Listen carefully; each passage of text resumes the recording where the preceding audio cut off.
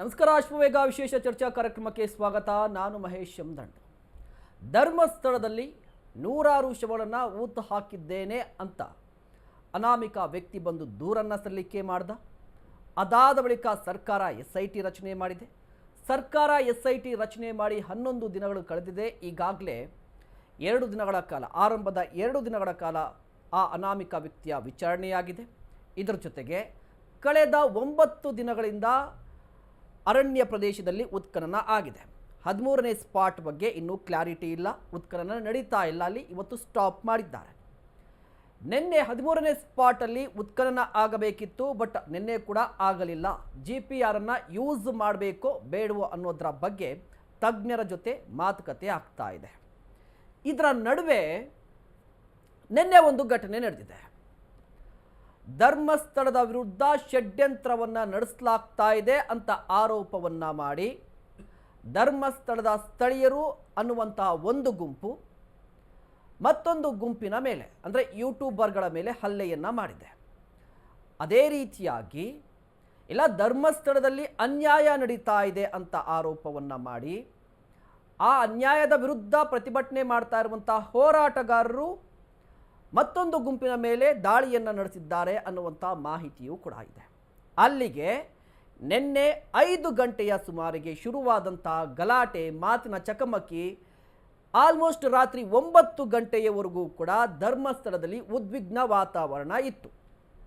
Almost ಎಲ್ಲರೂ ಕೂಡ ಧರಣಿಯನ್ನು ಮಾಡ್ತಾ ಇದ್ರು, ಧಿಕ್ಕಾರಗಳನ್ನು ಕೂಗ್ತಾ ಇದ್ರು, ಪೊಲೀಸರ ವಿರುದ್ಧ ಆಕ್ರೋಶವನ್ನು ಹೊರ ಹಾಕ್ತಾ ಇದ್ರು. ಅದೇ ರೀತಿಯಾಗಿ ಎರಡೂ ಗುಂಪುಗಳ ನಡುವೆ ಒಂದಿಷ್ಟು ಸಂಘರ್ಷದ ವಾತಾವರಣ ನಿರ್ಮಾಣವಾಗಿತ್ತು.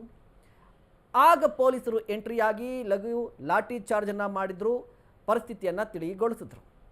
ಅಲ್ಲಿಗೆ ಒಂದು ಕಡೆ SIT ತನಿಖೆ ನಡೀತಾ ಇದೆ, ಸತ್ಯತೆ ಹೊರಬರುತ್ತೆ. ಇದರ ನಡುವೆ ಈ ಗಲಾಟೆ, ಈ ಸಂಘರ್ಷ ಬೇಕಿತ್ತ ಅನ್ನುವ ಪ್ರಶ್ನೆ ಈಗ ಎದುರಾಗಿರುವಂಥದ್ದು. ಸಮಾಧಿ ಸತ್ಯ ಶೋಧನೆಯ ನಡುವೆ ಕೋಲಾಹಲ ಯಾಕೆ ಬೇಕಿತ್ತು? ಧರ್ಮಸ್ಥಳದಲ್ಲಿ ಉದ್ವಿಗ್ನ ಪರಿಸ್ಥಿತಿ ನಿರ್ಮಾಣ ಆಗಿದೆ, ಇದು ಬೇಕಿತ್ತಾ? ಸಮಾಧಿ ಸತ್ಯ ಶೋಧ ಕಾರ್ಯಾಚರಣೆ ನಡೀತಾ ಇದೆ, ಕೋಲಾಹಲ ಯಾಕೆ ಬೇಕಿತ್ತು? ಪರ ವಿರೋಧ ಚರ್ಚೆ ಇದೆ. ಇದರ ನಡುವೆ ಈ ಸಂಘರ್ಷದ ಪರಿಸ್ಥಿತಿ, ಭಯದ ವಾತಾವರಣ ನಿರ್ಮಾಣ ಮಾಡಿದ್ದು ಎಷ್ಟು ಸರಿ? ಯೂಟ್ಯೂಬರ್ಗಳು ಮಾಧ್ಯಮ ಸಿಬ್ಬಂದಿಯ ಮೇಲೆ ಹಲ್ಲೆಯನ್ನ ಮಾಡಿದ್ದಾರೆ, ಇದು ಯಾಕೆ ಬೇಕಿತ್ತು? ಸದ್ಯ ಧರ್ಮಸ್ಥಳದಲ್ಲಿ ಹೆಚ್ಚುವರಿ ಪೊಲೀಸರನ್ನ ನಿಯೋಜನೆ ಮಾಡಲಾಗಿದೆ. KSRP ತುಕಡಿಯನ್ನ ಕೂಡ ನಿಯೋಜನೆ ಮಾಡಲಾಗಿದೆ. ಧರ್ಮಸ್ಥಳದಲ್ಲಿ ಆತಂಕದ ವಾತಾವರಣ ಇದೆ. ಇದಕ್ಕೆ ಕಾರಣ ತನಿಖೆ ಅಲ್ಲ, ಇದಕ್ಕೆ ಕಾರಣ ನಿನ್ನೆ ನಡೆದಂತಹ ಸಂಘರ್ಷ, ಹಲ್ಲೆ, ಗಲಾಟೆ, ಧರಣಿ ಇದಕ್ಕೆ ಕಾರಣ. ಇದೇ ವಿಚಾರಕ್ಕೆ ಸಂಬಂಧಪಟ್ಟಂತೆ ಇವತ್ತು ಕ್ಯಾಬಿನೆಟ್ ಮೀಟಿಂಗಲ್ಲೂ ಕೂಡ ಚರ್ಚೆ ಆಗಿದೆ. CM ಸಿದ್ದರಾಮಯ್ಯನವರ ನೇತೃತ್ವದಲ್ಲಿ ನಡೆದಂಥ ಕ್ಯಾಬಿನೆಟ್ ಮೀಟಿಂಗಲ್ಲೂ ಕೂಡ ಪರಮೇಶ್ವರ್ ಅವರು ಇಡೀ ಘಟನೆಗೆ ಸಂಬಂಧಪಟ್ಟಂತೆ ಮಾಹಿತಿಯನ್ನು ಹಂಚಿಕೊಂಡಿದ್ದಾರೆ. ಇದರ ಜೊತೆಗೆ ಸಿದ್ದರಾಮಯ್ಯನವರು ಕೂಡ ಈ ವಿಚಾರಕ್ಕೆ ಸಂಬಂಧಪಟ್ಟಂತೆ ರಿಯಾಕ್ಟ್ ಮಾಡಿದ್ದಾರೆ. ಹಾಗಾದರೆ ಯಾರ್ಯಾರು ಏನೆಲ್ಲ ಮಾತನಾಡಿದ್ದಾರೆ ಈ ಘಟನೆ ಬಗ್ಗೆ ನೋಡ್ಕೊಂಡ್ಬನ್ನಿ. ಯಾರೇ ತಪ್ಪು ಮಾಡಿದ್ರು ಕೂಡ ಕಾನೂನು ರೀತಿ ಕ್ರಮ ತಗೋತೀರಾ? ಯಾರೇ ತಪ್ಪು ಮಾಡಿದ್ರು ಕೂಡ ಕಾನೂನು ರೀತಿ ಕ್ರಮ ತಗೋತೀರಾ? ಯಾರೇ ತಪ್ಪು ಮಾಡಿದ್ರು ಕೂಡ ಕಾನೂನು ರೀತಿ ಕ್ರಮ ತಗೋತೀರಾ? ಧರ್ಮಸ್ಥಳದ ವಿಚಾರದಲ್ಲಿ ಅಲ್ಲಿ ನಿನ್ನೆ ದಿವಸ 2 ಗುಂಪುಗಳ ಮಧ್ಯೆ ಘರ್ಷಣೆ ಆಗಿದೆ ಅಂತೇಳಿ ವರದಿ ಬಂದಿದೆ. ಅದು ಯಾಕಾಗಿದೆ, ಯಾರು ಕಾರಣಕರ್ತರು ಮತ್ತು ಅವ್ರ ಉದ್ದೇಶ ಏನಿದೆ, 2 ಗುಂಪಿನ ಉದ್ದೇಶ ಏನಿದೆ ಅಂತೇಳಿ ಅದನ್ನೆಲ್ಲ ಪರಿಶೀಲನೆ ಮಾಡಿ ತನಿಖೆ ಮಾಡಿ ವರದಿ ಕೊಡಬೇಕು ಅಂತೇಳಿ ಹೇಳಿದ್ದೇನೆ. ಇದು ಒಂದು ರೀತಿಯಲ್ಲಿ ಏನೋ ಒಂದು ಸಂಘರ್ಷ ಅಲ್ಲಿ ಆಗ್ತಾ ಇದೆ ಅನ್ನೋವಂಥದ್ದು ಕಾಣಿಸ್ತಾ ಇದೆ. ಏನಕ್ಕೆ ಆಗ್ತಾ ಇದೆ ಗೊತ್ತಿಲ್ಲ ನನಗೆ. ಅವರು ಅಲ್ಲಿನ ಜನ ಸಮುದಾಯ SIT ಮಾಡಬೇಕು ಅಂಥೇಳಿ ನಮಗೆ ಒತ್ತಾಯ ಮಾಡಿದರು. ನೋಡಿ, ಯಾರು ಸುಳ್ಳು ಸುದ್ದಿ ಹರಡಿಸ್ತಾ ಇದ್ದಾರೆ, ಯಾರು ಸರಿಯಾದ ಸುದ್ದಿ ಹರಡಿಸ್ತಾ ಇರೋದು, ಅದು ತೀರ್ಮಾನ ಜನರು ತಗೊಂಡು ಅದಕ್ಕೆ ಹಿಂಸಾಚಾರ ರೂಪ ಕೊಡೋದು ಸರಿಯಲ್ಲ. ಆಮೇಲೆ ವಾಟ್ ಎವರ್ ಇಟ್ ಈಸ್ ಇದ್ರ ಬಗ್ಗೆ ತನಿಖೆ ನಡೀತಾ ಇದ್ದಾಗ ಸೂಕ್ಷ್ಮತೆ ಕಾಪಾಡೋದು ಎಲ್ಲರ ಜವಾಬ್ದಾರಿ ಕೂಡ ಹೌದು. ಮತ್ತಾಗಲೇ ಕೆಲವು ಸಂಸ್ಥೆಗಳಿರ್ಬೋದು, ಕೆಲವು ಜನರು ಕೋರ್ಟ್ ಮೆಟ್ಲು ಕೂಡ ಹತ್ತಿದ್ರು ಇದ್ರ ಬಗ್ಗೆ ಪ್ರಸಾರ ಮಾಡಬಾರ್ದು ಅಂತ. ಕೋರ್ಟ್ ಕೂಡ ಬಹಳ ಸ್ಪಷ್ಟವಾದಂಥ ನಿರ್ದೇಶನಗಳನ್ನು ನೀಡಿದೆ. ಸುಳ್ಳು ಸುದ್ದಿ ಯಾವುದ್ರ ಬಗ್ಗೆ ಇರ್ಬೋದು, ಅಥವಾ ಸಂಸ್ಥೆಗಳ ಬಗ್ಗೆ ಇರ್ಬೋದು, ಸರ್ಕಾರದ ಬಗ್ಗೆ ಇರ್ಬೋದು, ವೈಯಕ್ತಿಕವಾಗಿ ಇರ್ಬೋದು, ಅದನ್ನ ಮಾಡಬಾರ್ದು. ಅದಕ್ಕೆ ನಾವು ನಮ್ಮ ಸರ್ಕಾರದಿಂದ ಮಿಸ್ಇನ್ಫಾರ್ಮೇಶನ್ ಬಿಲ್ ಅನ್ನ ನಾವು ತರ್ತಾ ಇದ್ದೀವಿ. ಅದನ್ನ ಜಾರಿಗೊಳಿಸಿದಾಗ ಸ್ವಲ್ಪ ನಿಯಂತ್ರಣ ಆಗುತ್ತೆ. ಆದ್ರೆ ಯಾವ ಸುದ್ದಿ ಸುಳ್ಳು, ಯಾವ ಸುದ್ದಿ ನಿಜ ಅಂತ ತೀರ್ಮಾನ ಜನರು ತಗೋಬೇಕಾದ್ರೆ ಅದಕ್ಕೆ ಸರಿಯಾದಂತ ಪುರಾವೆಗಳು, ಸಾಕ್ಷಿಗಳು ಇರಬೇಕಾಗುತ್ತೆ. ನಾನು ಕರ್ನಾಟಕದ ಮುಖ್ಯಮಂತ್ರಿಗಳಾದ ಸಿದ್ದರಾಮಯ್ಯನವರಿಗೆ ಗೃಹ ಮಂತ್ರಿ ಪರಮೇಶ್ವರ್ ಅವರಿಗೆ ಒಂದು ಆಗ್ರಹ ಪಡಿಸಿದ್ದೆ, ಈಗಲೂ ಮತ್ತೊಮ್ಮೆ ಹೇಳ್ತಾ ಇದ್ದೇನೆ. ಧರ್ಮಸ್ಥಳದ ಸೌಜನ್ಯ ಪ್ರಕರಣವೂ ಸೇರಿದಂತೆ ಯಾವುದೇ ತಪ್ಪುಗಳಿಗೆ ನೀವು SIT ಸೇರಿದಂತೆ ಯಾವುದೇ ತನಿಖೆಯನ್ನು ಮಾಡಿ ನಾವು ಬೆಂಬಲ ಕೊಡ್ತೇವೆ ಅನ್ನುವಂತ ಮಾತು ಮೊದಲು ಹೇಳಿದ್ರು. ಈಗಲೂ ಕೂಡ ನಿನ್ನೆ ಧರ್ಮಸ್ಥಳದ ಠಾಣೆ ಎದುರು ಜನ ಆಕ್ರೋಶ ಭರಿತರಾಗಿ ಅಲ್ಲಿರುವಂತಹ ಭಕ್ತಾದಿಗಳು ಮಂಜುನಾಥ ಸ್ವಾಮಿಗೆ ದೇವಸ್ಥಾನಕ್ಕೆ ಪಾವಿತ್ರ್ಯಕ್ಕೆ ಧಕ್ಕೆ ಆಗುವಂತ ಪರಿಸ್ಥಿತಿ ನಿರ್ಮಾಣ ಆಗಿದೆ ಅಂತ ಹೇಳಿದ್ರು. ಕೆಲವು ವ್ಯಕ್ತಿಗಳು ಯೂಟ್ಯೂಬ್ ಮೂಲಕ ಧರ್ಮಸ್ಥಳ ದೇವರನ್ನ ಅಪಮಾನ ಮಾಡುವಂತ ಮಾತುಗಳನ್ನ ಆಡಿದ್ದಾರೆ ಅನ್ನೋದು. ಈ ಕುಕ್ಕರ್ ಬಾಂಬ್ ಸ್ಫೋಟ ಮಾಡಿದಂತ ಒಬ್ಬ ಆರೋಪಿ ಧರ್ಮಸ್ಥಳ ದೇವಸ್ಥಾನಕ್ಕೂ ಕೂಡ ಇಡ್ಲಿಕ್ಕೆ ಹೊರಟಿದ್ದಾರೆ ಅಂತ ಹೇಳುವಂತ ಚರ್ಚೆಗಳು ಬಂದಿರುವುದು.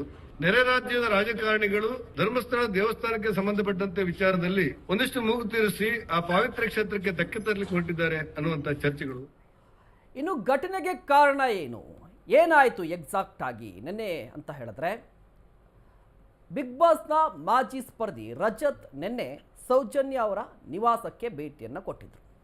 ಈ ಸಂದರ್ಭದಲ್ಲಿ ಅಲ್ಲಿದ್ದಂತಹ ಯೂಟ್ಯೂಬರ್ಗಳು ಜೊತೆಗೆ ಒಂದಿಷ್ಟು ವರದಿಗಾರರು ರಜತ್ ಅವರ ಬೈಟನ್ನು ತೆಗೆದುಕೊಳ್ಳಿಕ್ಕೆ ಹೋದ್ರಂತೆ. ಆಗ ಗಲಾಟೆ ಆರಂಭವಾಗಿದೆ ಅನ್ನುವ ಮಾತಿದೆ ಮತ್ತು ಮಾಹಿತಿ ಇದೆ. ಇದೇ ವಿಚಾರಕ್ಕೆ ಸಂಬಂಧಪಟ್ಟಂತೆ ಸ್ವತಃ ರಜತ್ ಅವರು ಮಾತನಾಡಿದ್ದಾರೆ, ನೋಡ್ಕೊಂಡು ಬನ್ನಿ. ನಾವು ಬಂದ್ಬಿಡ್ಬೇಕಾಗಿತ್ತು, ನಮ್ಮ ಪಾಡೆ ನಾವು ಸುಮ್ಮನೆ ಇದ್ವಿ.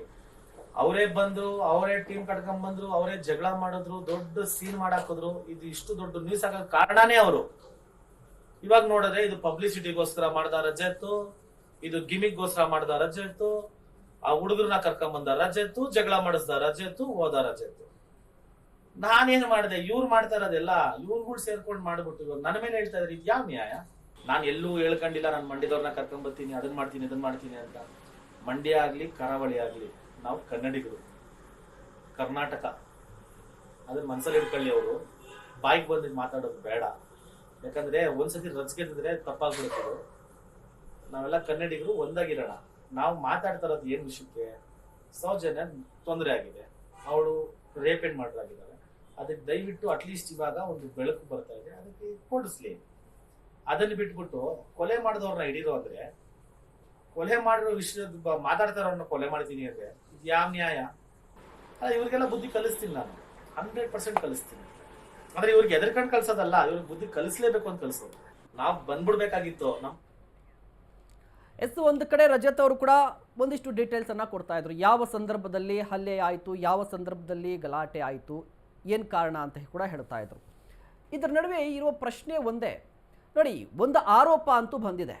ಧರ್ಮಸ್ಥಳದಲ್ಲಿ ಹಂಗಾಗಿದೆಯಂತೆ, ಹಿಂಗಾಗಿದೆಯಂತೆ, ಹಿಂಗಂತೆ ಆರೋಪ ಬಂದಿದೆ. ಆ ಆರೋಪಕ್ಕೆ ಸಂಬಂಧಪಟ್ಟಂತೆ SIT ತನಿಖೆ ನಡೀತಾ ಇದೆ. ಈ SIT ತನಿಖೆ ಇನ್ನೂ ಕೂಡ ಜಸ್ಟ್ ಆರಂಭವಾಗಿದೆ.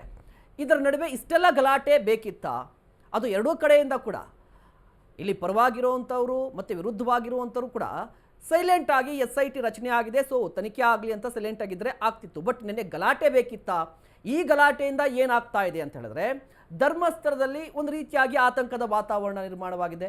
ಇದಲ್ಲದೆ ಈಗ ತನಿಖೆ ಮಾಡ್ತಾ ಇರುವಂಥ ತನಿಖಾಧಿಕಾರಿಗಳ ಮೇಲೆ ಈ ಸಂಘರ್ಷ ಯಾವ ರೀತಿಯಾಗಿ ಪರಿಣಾಮ ಬೀರಬಹುದು, ಈ ಎಲ್ಲ ಪ್ರಶ್ನೆಗಳು ಕೂಡ ಈಗ ಕಾಡ್ತಾ ಇರುವಂಥದ್ದು. ಇದೇ ವಿಚಾರಕ್ಕೆ ಸಂಬಂಧಪಟ್ಟಂತೆ ಚರ್ಚೆ ಮಾಡ್ತಾ ಹೋಗ್ತೀನಿ. ಚರ್ಚೆಯಲ್ಲಿ ಭಾಗಿಯಾಗಿರ್ತಾರೆ ಕಾನೂನು ವಿಶ್ಲೇಷಕರಾಗಿರುವಂಥ ಡಾಕ್ಟರ್ ವಾಸುದೇವ್ ರಾವ್ ಕಶ್ಯಪ್ ಅವರು. ಸರ್ ನಮಸ್ತೆ, ಕಾರ್ಯಕ್ರಮಕ್ಕೆ ಸ್ವಾಗತ. ಅದೇ ರೀತಿಯಾಗಿ ಸಾಮಾಜಿಕ ಕಾರ್ಯಕರ್ತರಾಗಿರುವಂಥ ರಾಮಲಿಂಗೇಗೌಡರು ನಮ್ಮ ಜೊತೆಲಿದ್ದಾರೆ. ಸರ್ ನಮಸ್ತೆ, ಕಾರ್ಯಕ್ರಮಕ್ಕೆ ಸ್ವಾಗತ. ಇನ್ನು ನಿವೃತ್ತ ಹಿರಿಯ ಪೊಲೀಸ್ ಅಧಿಕಾರಿಯಾಗಿರುವಂಥ ಬಸವರಾಜ್ ಮಾಲಗತ್ತಿ ಸರ್ ನಮ್ಮ ಜೊತೆಲಿದ್ದಾರೆ. ಸರ್ ನಮಸ್ತೆ, ಕಾರ್ಯಕ್ರಮಕ್ಕೆ ಸ್ವಾಗತ. ಬಸವರಾಜ್ ಸರ್, ನಿನ್ನೆ ಕೂಡ ಈ ವಿಚಾರಕ್ಕೆ ಸಂಬಂಧಪಟ್ಟಂತೆ ನಾವು ಚರ್ಚೆ ಮಾಡ್ತಾ ಇದ್ವಿ. ನಿನ್ನೆ ತನಿಖೆಯನ್ನು ಶುರುವಾಗ್ತಾ ಇತ್ತು, ತನಿಖೆ ಬಗ್ಗೆ ಮಾತನಾಡ್ತಾ ಇದ್ವಿ. ಬಟ್ ತನಿಖೆ ಹಂತದಲ್ಲಿ ಈ ರೀತಿಯ ಗಲಾಟೆ ಎಷ್ಟು ಸರಿ ಅಂತ? ತನಿಖೆ ಮಾಡೋದ್ರಿಂದ ಧರ್ಮಸ್ಥಳಕ್ಕೆ ಕೆಟ್ಟ ಹೆಸರು ಬರ್ತದೆ ಅಂತ ಅನ್ನೋ ಜನ ಈ ಥರ ಗುಂಡಾಗಿರಿ ಮಾಡಿದ್ರೆ ಕೆಟ್ಟ ಹೆಸರು ಬರೋದಲ್ವಾ? ಹೌದು. ಅದನ್ನು ಯೋಚನೆ ಮಾಡಬೇಕಾಗುತ್ತೆ. ಯೋಚನೆ ಮಾಡಬೇಕು. ಅದಕ್ಕೆ ಅದು ಯಾರಿಗೆ ಅದು ಅದ್ರ ಆಪಾದನೆ ಯಾರ ಮೇಲೆ ಹೋಗ್ತದೆ? ಇದು ಪವಿತ್ರ ಸ್ಥಳ, ಪವಿತ್ರ ಸ್ಥಳದಲ್ಲಿ ಈ ಥರ ಗಲಾಟೆಗಳ ಮಾಡೋದು ಒಳ್ಳೇದಾ? ಪೂಜ್ಯ ಭಾವನೆ ಇದ್ದವರೆಲ್ಲ ಈ ಥರ ಗಲಾಟೆ ಮಾಡೋದಲ್ಲ ಯೂಶ್ವಲಿ, ಅಲ್ವಾ? ನಿಜ. ಯಾರಿಗೆ ಧರ್ಮಸ್ಥಳದ ಬಗ್ಗೆ ಅಭಿಮಾನ ಇದೆ, ಭಕ್ತಿ ಇದೆ, ಈ ಥರ ನಡ್ಕೊಳ್ಳೋದು ಜನ ಅಲ್ಲಿ ಭಕ್ತರಲ್ಲಿ ಅವರೆಲ್ಲ. ಈ ಥರ ಗುಂಡಾಗಿರಿ ಮಾಡಿದ್ರೆ ಅದು ಒಳ್ಳೇದಲ್ಲ. ಅವ್ರಿಗೆ ಅಲ್ಲಿ ಯಾರೇ ಇಬ್ಬರು ಪಾರ್ಟಿಗೆ ಹೇಳ್ತಾ ಎರಡು ಕಡೆಯಿಂದನೂ ಅಷ್ಟೇ, ಎರಡೂ ಕಡೆ ಅಲ್ಲಿ ಹೋಗೋದಂಥ ಅವಶ್ಯಕತೆ ಏನಿತ್ತು ಅವ್ರದ್ದು? ಅವ್ರು ತಮ್ಮ ಪಾಡಿಗೆ ತಾವು ಮಾಡ್ತಾಯಿದ್ರು. ಇದು ಒಳ್ಳೆಯ ಬೆಳವಣಿಗೆ ಅಲ್ಲ. ಇದರ ಮೇಲಿಂದ ತನಿಖೆಗೆ ಯಾವ ರೀತಿ ಪರಿಣಾಮ ಆಗೋದಿಲ್ಲ ಮತ್ತು ಬೇರೆ. ಬಟ್ ಅದು law and order problem create ಮಾಡಿದ್ರೆ ಒಂಥರ ನ್ಯೂಸೆನ್ಸ್ ಅಲ್ವಾ? ಹೌದು.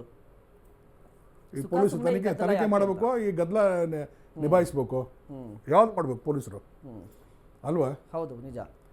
ಅವ್ರಿಗೆ ಫ್ರೀ ಹ್ಯಾಂಡ್ ಕೊಡಲಿ, ಯಾವುದೇ ಒಳ್ಳೆ ಅಟ್ಮಾಸ್ಫಿಯರ್ ಕೊಡಲಿ ತನಿಖೆ ಮಾಡಲಿಕ್ಕೆ. ಈ ಥರ ಗಲಾಟೆ ಮಾಡೋದ್ರಿಂದ ಯಾರಿಗೂ ನ್ಯಾಯ ಸಿಗೋದಿಲ್ಲ, ಯಾರಿಗೂ ನ್ಯಾಯ ಸಿಗೋದಿಲ್ಲ. ಹೌದು, ಇವ್ರಿಗೂ ಸಿಗೋದಿಲ್ಲ, ಅವ್ರಿಗೂ ಸಿಗೋದಿಲ್ಲ. ಇದು ಒಳ್ಳೆ ಬೆಳವಣಿಗೆ ಅಲ್ಲ. ಇದರಿಂದ ಭಾಳ ಮನಸ್ಸಿಗೆ, ನಿಜವಾದ ಭಕ್ತರಿಗೆ ಭಾಳ ನೋವಾಗ್ತದೆ ಇದರಿಂದ. ಇದು ಸುಸಂಸ್ಕೃತರ ಲಕ್ಷಣ ಅಲ್ಲ ಈ ಥರ ಬಿಹೇವ್ ಮಾಡೋದು.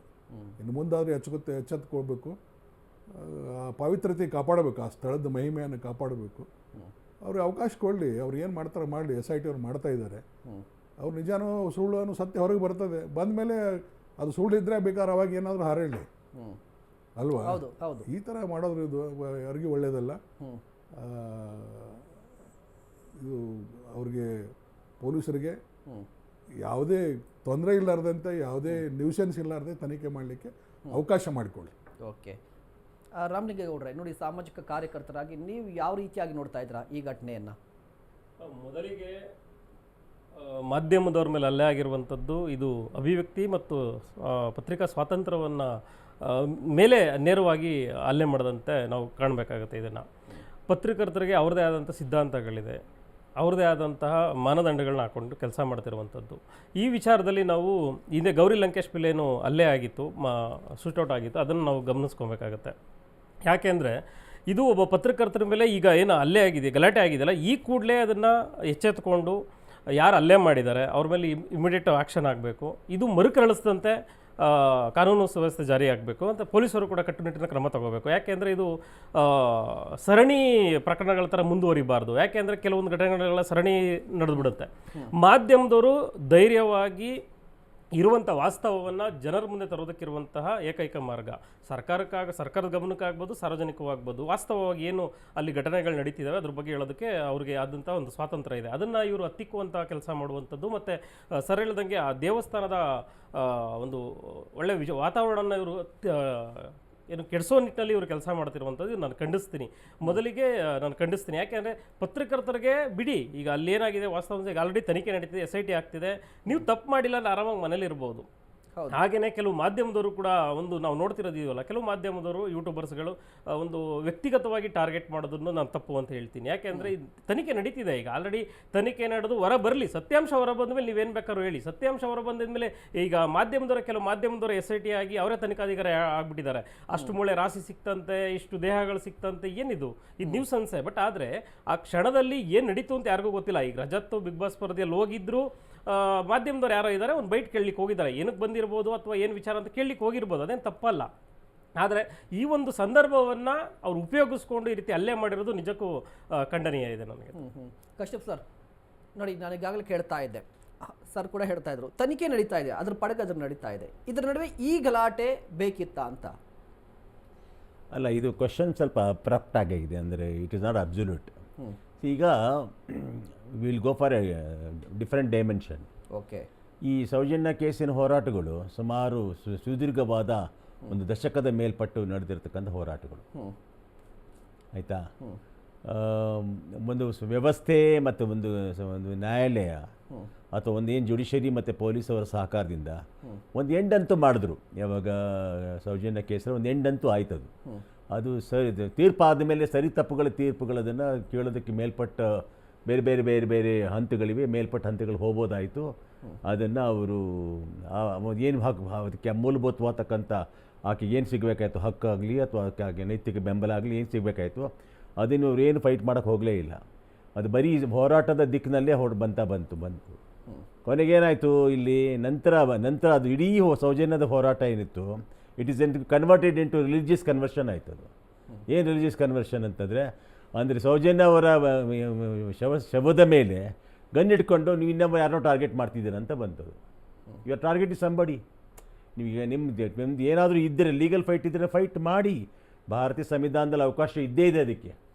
ಸಂವಿಧಾನ ಕೊಟ್ಟಿರ್ತಕ್ಕಂಥ ದೊಡ್ಡ ಆಯುಧ ಯಾವುದು ಅಂತಂದರೆ ಲಾ, ಇಂಡಿಯನ್ ಪೀನಲ್ ಕೋಡ್. ನಮ್ಮ ಸಾಹೇಬ್ರು ಹೇಳ್ದಂಗೆ ಇಂಡಿಯನ್ ಪೀನಲ್ ಕೋಡ್ ಇದೆ, ಈಗ BNS ಇದೆ, ಅದ್ರ ಪ್ರಕಾರ ನೀವು ಹೋರಾಟ ಮಾಡಿ. ಆದರೆ ಆ ಯೂಟ್ಯೂಬರ್ಸ್ ನಡೆದು ಬಂದ ದಾರಿ ಇದೆಯಲ್ಲ, ಯಾಕಂದರೆ ಒಂದೇ ಕೈಲಿ ಚಪ್ಪಾಳೆ ಬರೋದಿಲ್ಲ, ಚಪ್ಪಾಳೆ 2 ಕೈಯಲ್ಲಿ ಬರಬೇಕದು. ಅದು ನಡೆದು ಬಂದ ದಾರಿ ಇದೆಯಲ್ಲ, ನೀವು ಆ್ಯಕ್ಚುಲಿ ಒಂದು ಕಡೆ ಇಡೀ ಪ್ರಕರಣವನ್ನು ಸೌಜನ್ಯ ಹೆಸರಿನಲ್ಲಿ ಪ್ರಕರಣವನ್ನು ನೀವು ಬೇರೆ ಥರ ಟರ್ನ್ಔಟ್ ತೊಗೋತಿದ್ದೀರಿ. You are polluting the people minds sir. 3 ಥರ. ಒಂದು ಮಂಜುನಾಥ ಧರ್ಮಸ್ಥಳದ ಬಗ್ಗೆ ಇರತಕ್ಕಂಥ ಭಕ್ತಾದಿಗಳ ತಂಡ ಬಿಡಿ, ಅವ್ರು ಸೈಲೆಂಟ್ ಝೋನು. ಕಶ್ಯಪ್ ಸರ್, ಇಲ್ಲಿ ನೋಡಿ, ಇಡೀ ಕೇಸ್ ಸಂಬಂಧ ನಾನು ಮಾತಾಡ್ಬಿಡ್ತೀನಿ. ಈ ಗಲಾಟೆ ಆಗಿರುವಂತದ್ದು ಸೌಜನ್ಯ ಕೇಸ್ಗಲ್ಲ. ಒಂದು ಕ್ಲಾರಿಟಿ, ಈ ಗಲಾಟೆ ಆಗಿರೋದು ಸೌಜನ್ಯ ಕೇಸ್ಗಲ್ಲ. ಈ ಗಲಾಟೆ ಆಗಿರುವಂತದ್ದು ಅಲ್ಲಿ ಉತ್ಖನನ ನಡೀತಾ ಇದೆ. ಉತ್ಖನನದ ಸಂದರ್ಭದಲ್ಲಿ ಮಾಧ್ಯಮದವರಿದ್ದಾರೆ, ಯೂಟ್ಯೂಬರ್ಸ್ ಇದ್ದಾರೆ, ಅವ್ರ ನಡುವೆ ಆಗಿರುವಂತ ಗಲಾಟೆ. ಈ ಗಲಾಟೆಗೂ ಸೌಜನ್ಯ ಪ್ರಕರಣಕ್ಕೂ ಏನಾದರೂ ಸಂಬಂಧ ಇದೆಯಾ? ಇದೆ, ಹೇಳ್ತೀನಿ ಕೇಳಿ. ಈಗ ಯಾವುದು ಒಂದು ಪ್ಲಾಂಟೆಡ್ ಪ್ರೋಗ್ರಾಮ್ ಬಂದ್ಬಿಟ್ಟು SIT ಟೀಮ್ ಘನ ಸರ್ಕಾರ ಮಾಡ್ತದನ್ನು. SIT ಟೀಮ್ ದಕ್ಷ ಅಧಿಕಾರಿಗಳನ್ನ ಸರ್ಕಾರ ಕೊಟ್ಟು ನೀವು ಒಂದು ಪಾಡಿ ನೀವು ಮಾಡಿ ಅಂತ ಹೇಳಿ ಒಂದು ಕಾನೂನಿನ ಬೌಂಡ್ರಿ ಹಾಕ್ಬಿಟ್ಟು ಬಿಟ್ಬಿಟ್ರದನ್ನು.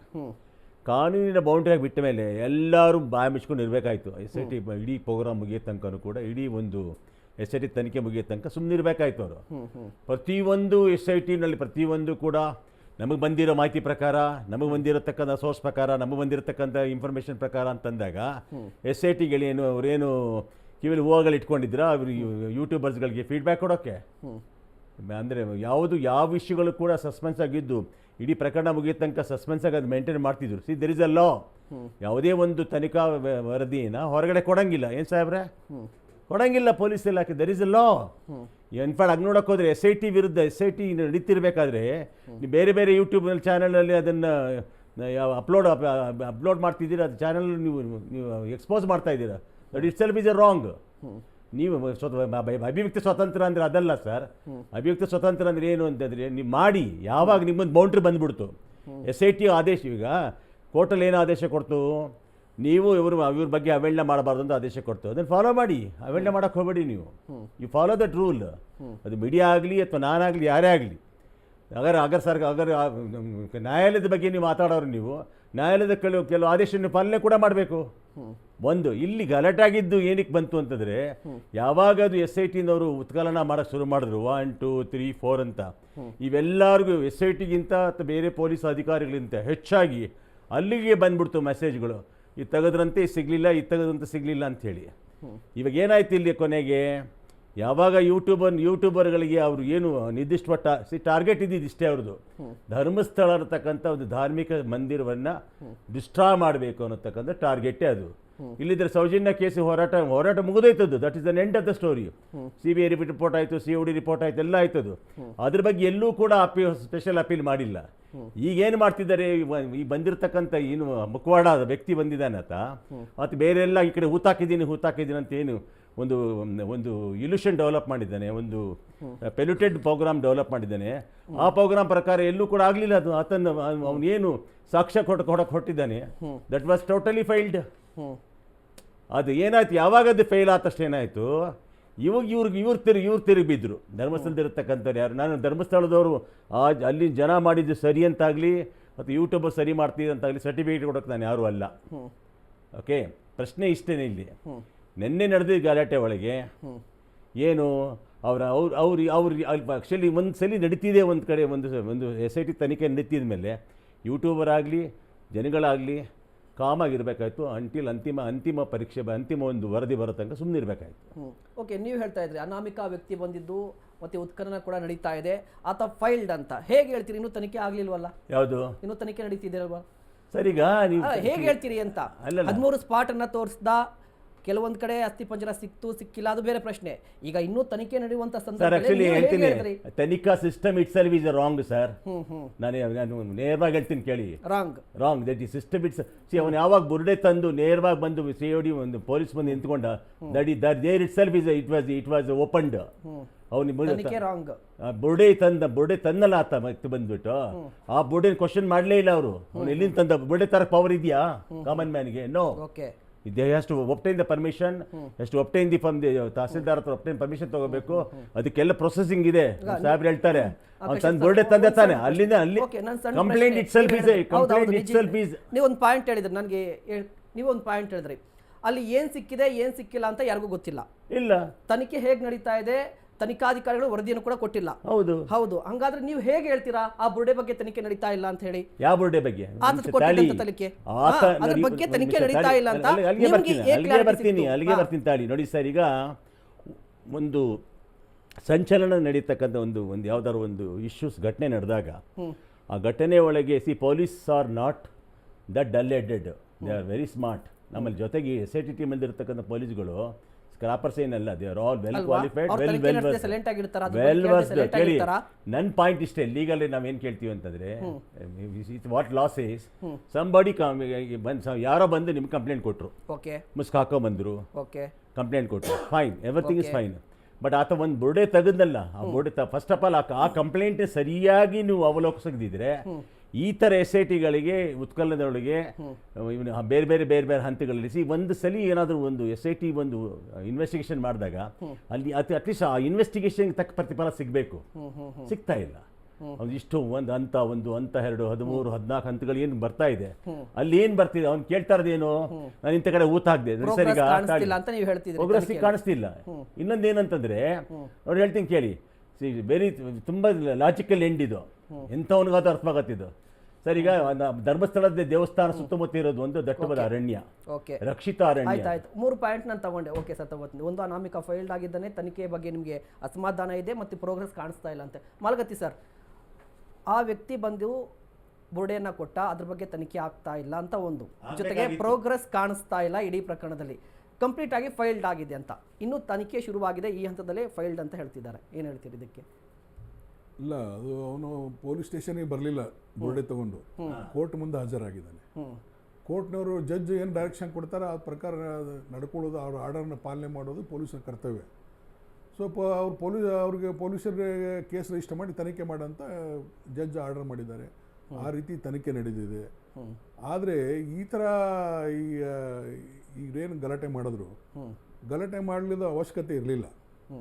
ಈಗ ಅವರು ತನಿಖೆ ನಡೀತಾ ಇದೆ, ತನಿಖೆ ನಡೆಯುವ ಕಾಲಕ್ಕೆ ಈ ಥರ ನ್ಯೂಸೆನ್ಸ್ ಮಾಡಿದ್ರೆ ಅದು ಯಾರಿಗೆ ಒಳ್ಳೆಯದು? ಅವರು ಹೇಳ್ತಾರೆ, ಈ ಕೆಲವೊಬ್ಬರು ಯೂಟ್ಯೂಬರ್ಸ್ ಇದ್ದಾರೆ, ಅವರು ಭಾಳ ಅತಿರೇಕ ಮಾಡ್ತಾರೆ, ಅವರೇ ಕೇಸ್ ನಡೆಸ್ತಾರೆ, ಅವರೇ ಇನ್ವೆಸ್ಟಿಗೇಷನ್ ಮಾಡ್ತಾರೆ, ಅವರೇ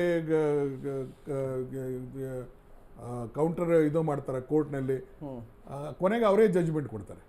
ಸೊ ದಿಸ್ ಈಸ್ ರಾಂಗ್. ಈ ಥರ ಮಾಡ್ಲಿಕ್ಕೆ ಹೋಗಬಾರ್ದು. ಅವಕಾಶ, ತನಿಖೆ ನಡೆದಿದೆ, SIT ಕೊಟ್ಟಿದ್ದಾರೆ, ಎಲ್ಲ ಕೆಪೇಬಲ್ ಇದ್ದಾರೆ, ಅವರೆಲ್ಲ ತನಿಖೆ ಮಾಡ್ತಾರೆ. ವಾಸ್ತವ ಸ್ಥಿತಿ ಏನು ಅಂತ ಅನ್ನೋದು ಎಲ್ಲರ ಗಮನಕ್ಕೆ ತರ್ತಾರೆ.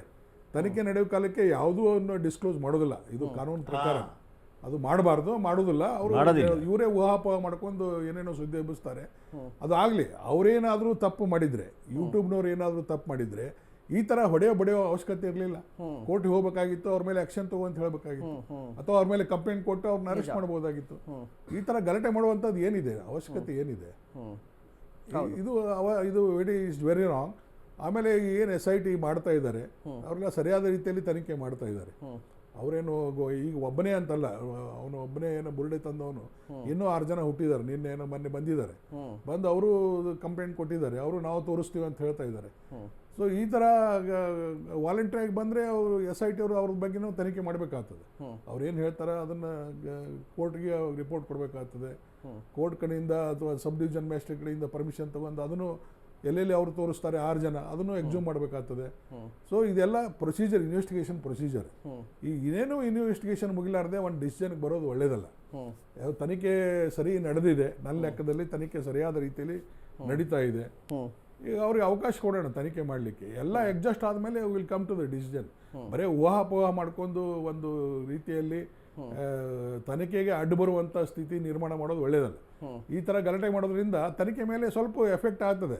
ಆ ಜಾಗದಲ್ಲಿ ತನಿಖೆ ನಡೆಯುವಾಗ ಮೈಂಡ್ ಡೈವರ್ಟ್ ಆಗ್ತದೆ. ಇಷ್ಟೊಂದೆಲ್ಲ ಜನರು ಪೊಲೀಸ್ ತನಿಖೆ ಮಾಡಬೇಕು, ಇದು ಲಾ ಆ್ಯಂಡ್ ಆರ್ಡರ್ ಮೇಂಟೈನ್ ಮಾಡಬೇಕು, ಯಾವ್ದು ಮಾಡಬೇಕು. ಹೌದು. ಸೊ ಅಲ್ಲಿ ಇರುವಂಥ ಸೀನಿಯರ್ ಆಫೀಸರ್ಸ್ಗೆ ಅವ್ರಿಗೂ ಸ್ವಲ್ಪ ಕನ್ಫ್ಯೂಸ್ ಆಗಿಬಿಡ್ತದೆ. ಅಲ್ಲಿ KSRP ಅವರು ಇದ್ದಾರೆ, ಏನೋ ಲೈಟಾಗಿ ಮೈಲ್ಡ್ ಆಗಿ ಲಾಠಿ ಚಾರ್ಜ್ ಮಾಡಿದ್ದಾರೆ. ಆದರೂ ಸರಿಯಾದಂಥ ಪೊಲೀಸರು ಫರ್ಮ್ ಆಗಿ ಆ್ಯಕ್ಷನ್ ತೊಗೋಬೇಕು. ಇದರಲ್ಲಿ ಮುಲಾಜೆ ಇಲ್ಲ, ಯಾವುದು ನ್ಯೂಸೆನ್ಸ್ ಮಾಡಲಿಕ್ಕೆ ಬಿಡಬಾರ್ದು. ಅದು ಎಷ್ಟೋ ಜನ ಬರಲಿ, ಬಂದರೆ ಇನ್ನೂ ಹೆಚ್ಚಿಗೆ ಫೋರ್ಸ್ ತರಿಸ್ಕೊಳ್ಳಿ, ಯಾರೂ ಬರಲಾದಂಗೆ ನೋಡ್ಕೊಳ್ಳಿ. ಅಲ್ಲಿ ತನಿಖೆಗೆ ಯಾಕೆ ನ್ಯೂಸೆನ್ಸ್ ಮಾಡಬೇಕು, ತನಿಖೆಗೆ ಯಾಕೆ ಅಬ್ಸ್ಟ್ರಕ್ಷನ್ ಮಾಡಬೇಕು. ಈ ಅಬ್ಸ್ಟ್ರಕ್ಷನ್ ಮಾಡಿದ್ದೂ ಒಂದು ಕೇಸ್ ದಾಖಲಾಗಬೇಕು, ಈ ಗಲಾಟೆ ಮಾಡಿದ್ದೂ ಕೇಸ್ ದಾಖಲಾಗಬೇಕು, ಎಲ್ಲರನ್ನೂ ಅರೆಸ್ಟ್ ಮಾಡಬೇಕು. ಎರಡೂ ಪಾರ್ಟಿಗೆ ಅರೆಸ್ಟ್ ಮಾಡಬೇಕು. ಈ ಕಡೆನವ್ರಿಗೆ ಅರೆಸ್ಟ್ ಮಾಡಬೇಕು, ಯಾರು ನ್ಯೂಸೆನ್ಸ್ ಮಾಡಿದ್ದಾರೆ ಅವ್ರಿಗೆ ಅರೆಸ್ಟ್ ಮಾಡಬೇಕು. ಆಮೇಲೆ ತನಿಖೆ ಮಾಡಿ ಕ್ರಮ ಕೈಗೊಳ್ಳಿ. ಯಾರು ತಪ್ಪು ಒಪ್ಪು ತನಿಖೆ ಮಾಡಿದ್ಮೇಲೆ ಗೊತ್ತಾಗ್ತದೆ. ಇದ್ರ ಬಗ್ಗೆನೂ ತನಿಖೆ ಆಗಬೇಕು. ಏನು ಗಲಾಟೆ ಮಾಡಿದ್ದಾರೆ ಈ ಗಲಾಟೆ ಬಗ್ಗೆನೂ ತನಿಖೆ ಆಗಲಿ. ಇದು ನೋಡಿ, ಅಡ್ವಾನ್ಸ್ ಆಗಿ ಬರೇ ಹೂವಾಪೋ ಮೇಲೆ ಗಲಾಟೆ ಮಾಡ್ಕೋದು ಯಾಕ್ರಿ? ಇವರು ಒಂದು ಡಿಸಿಷನ್ ಬರೋದು ರಾಂಗ್, ಅವರು ಒಂದು ಡಿಸಿಷನ್ ಬರೋದು ರಾಂಗ್. ಇಬ್ಬರದು ರಾಂಗ್ ಇದೆ. ಇದರಲ್ಲಿ ನಾವು ಒಬ್ಬರದೇ ಅಂತ ಹೇಳೋದು ಅವಶ್ಯಕತೆ ಇಲ್ಲ. ಇಬ್ಬರದು ರಾಂಗ್ ಇದೆ. ಕೆಲವೊಬ್ಬರು ಅತಿರೇಕದಿಂದ ಬಿತ್ತರಿಸ್ತಾರೆ. ಈಗ ನಮ್ಮ ಸ್ನೇಹಿತರು ಹೇಳಿದ್ರು ಆಲ್ರೆಡಿ, ಎಲ್ಲರಿಗೂ ಗೊತ್ತಿದೆ.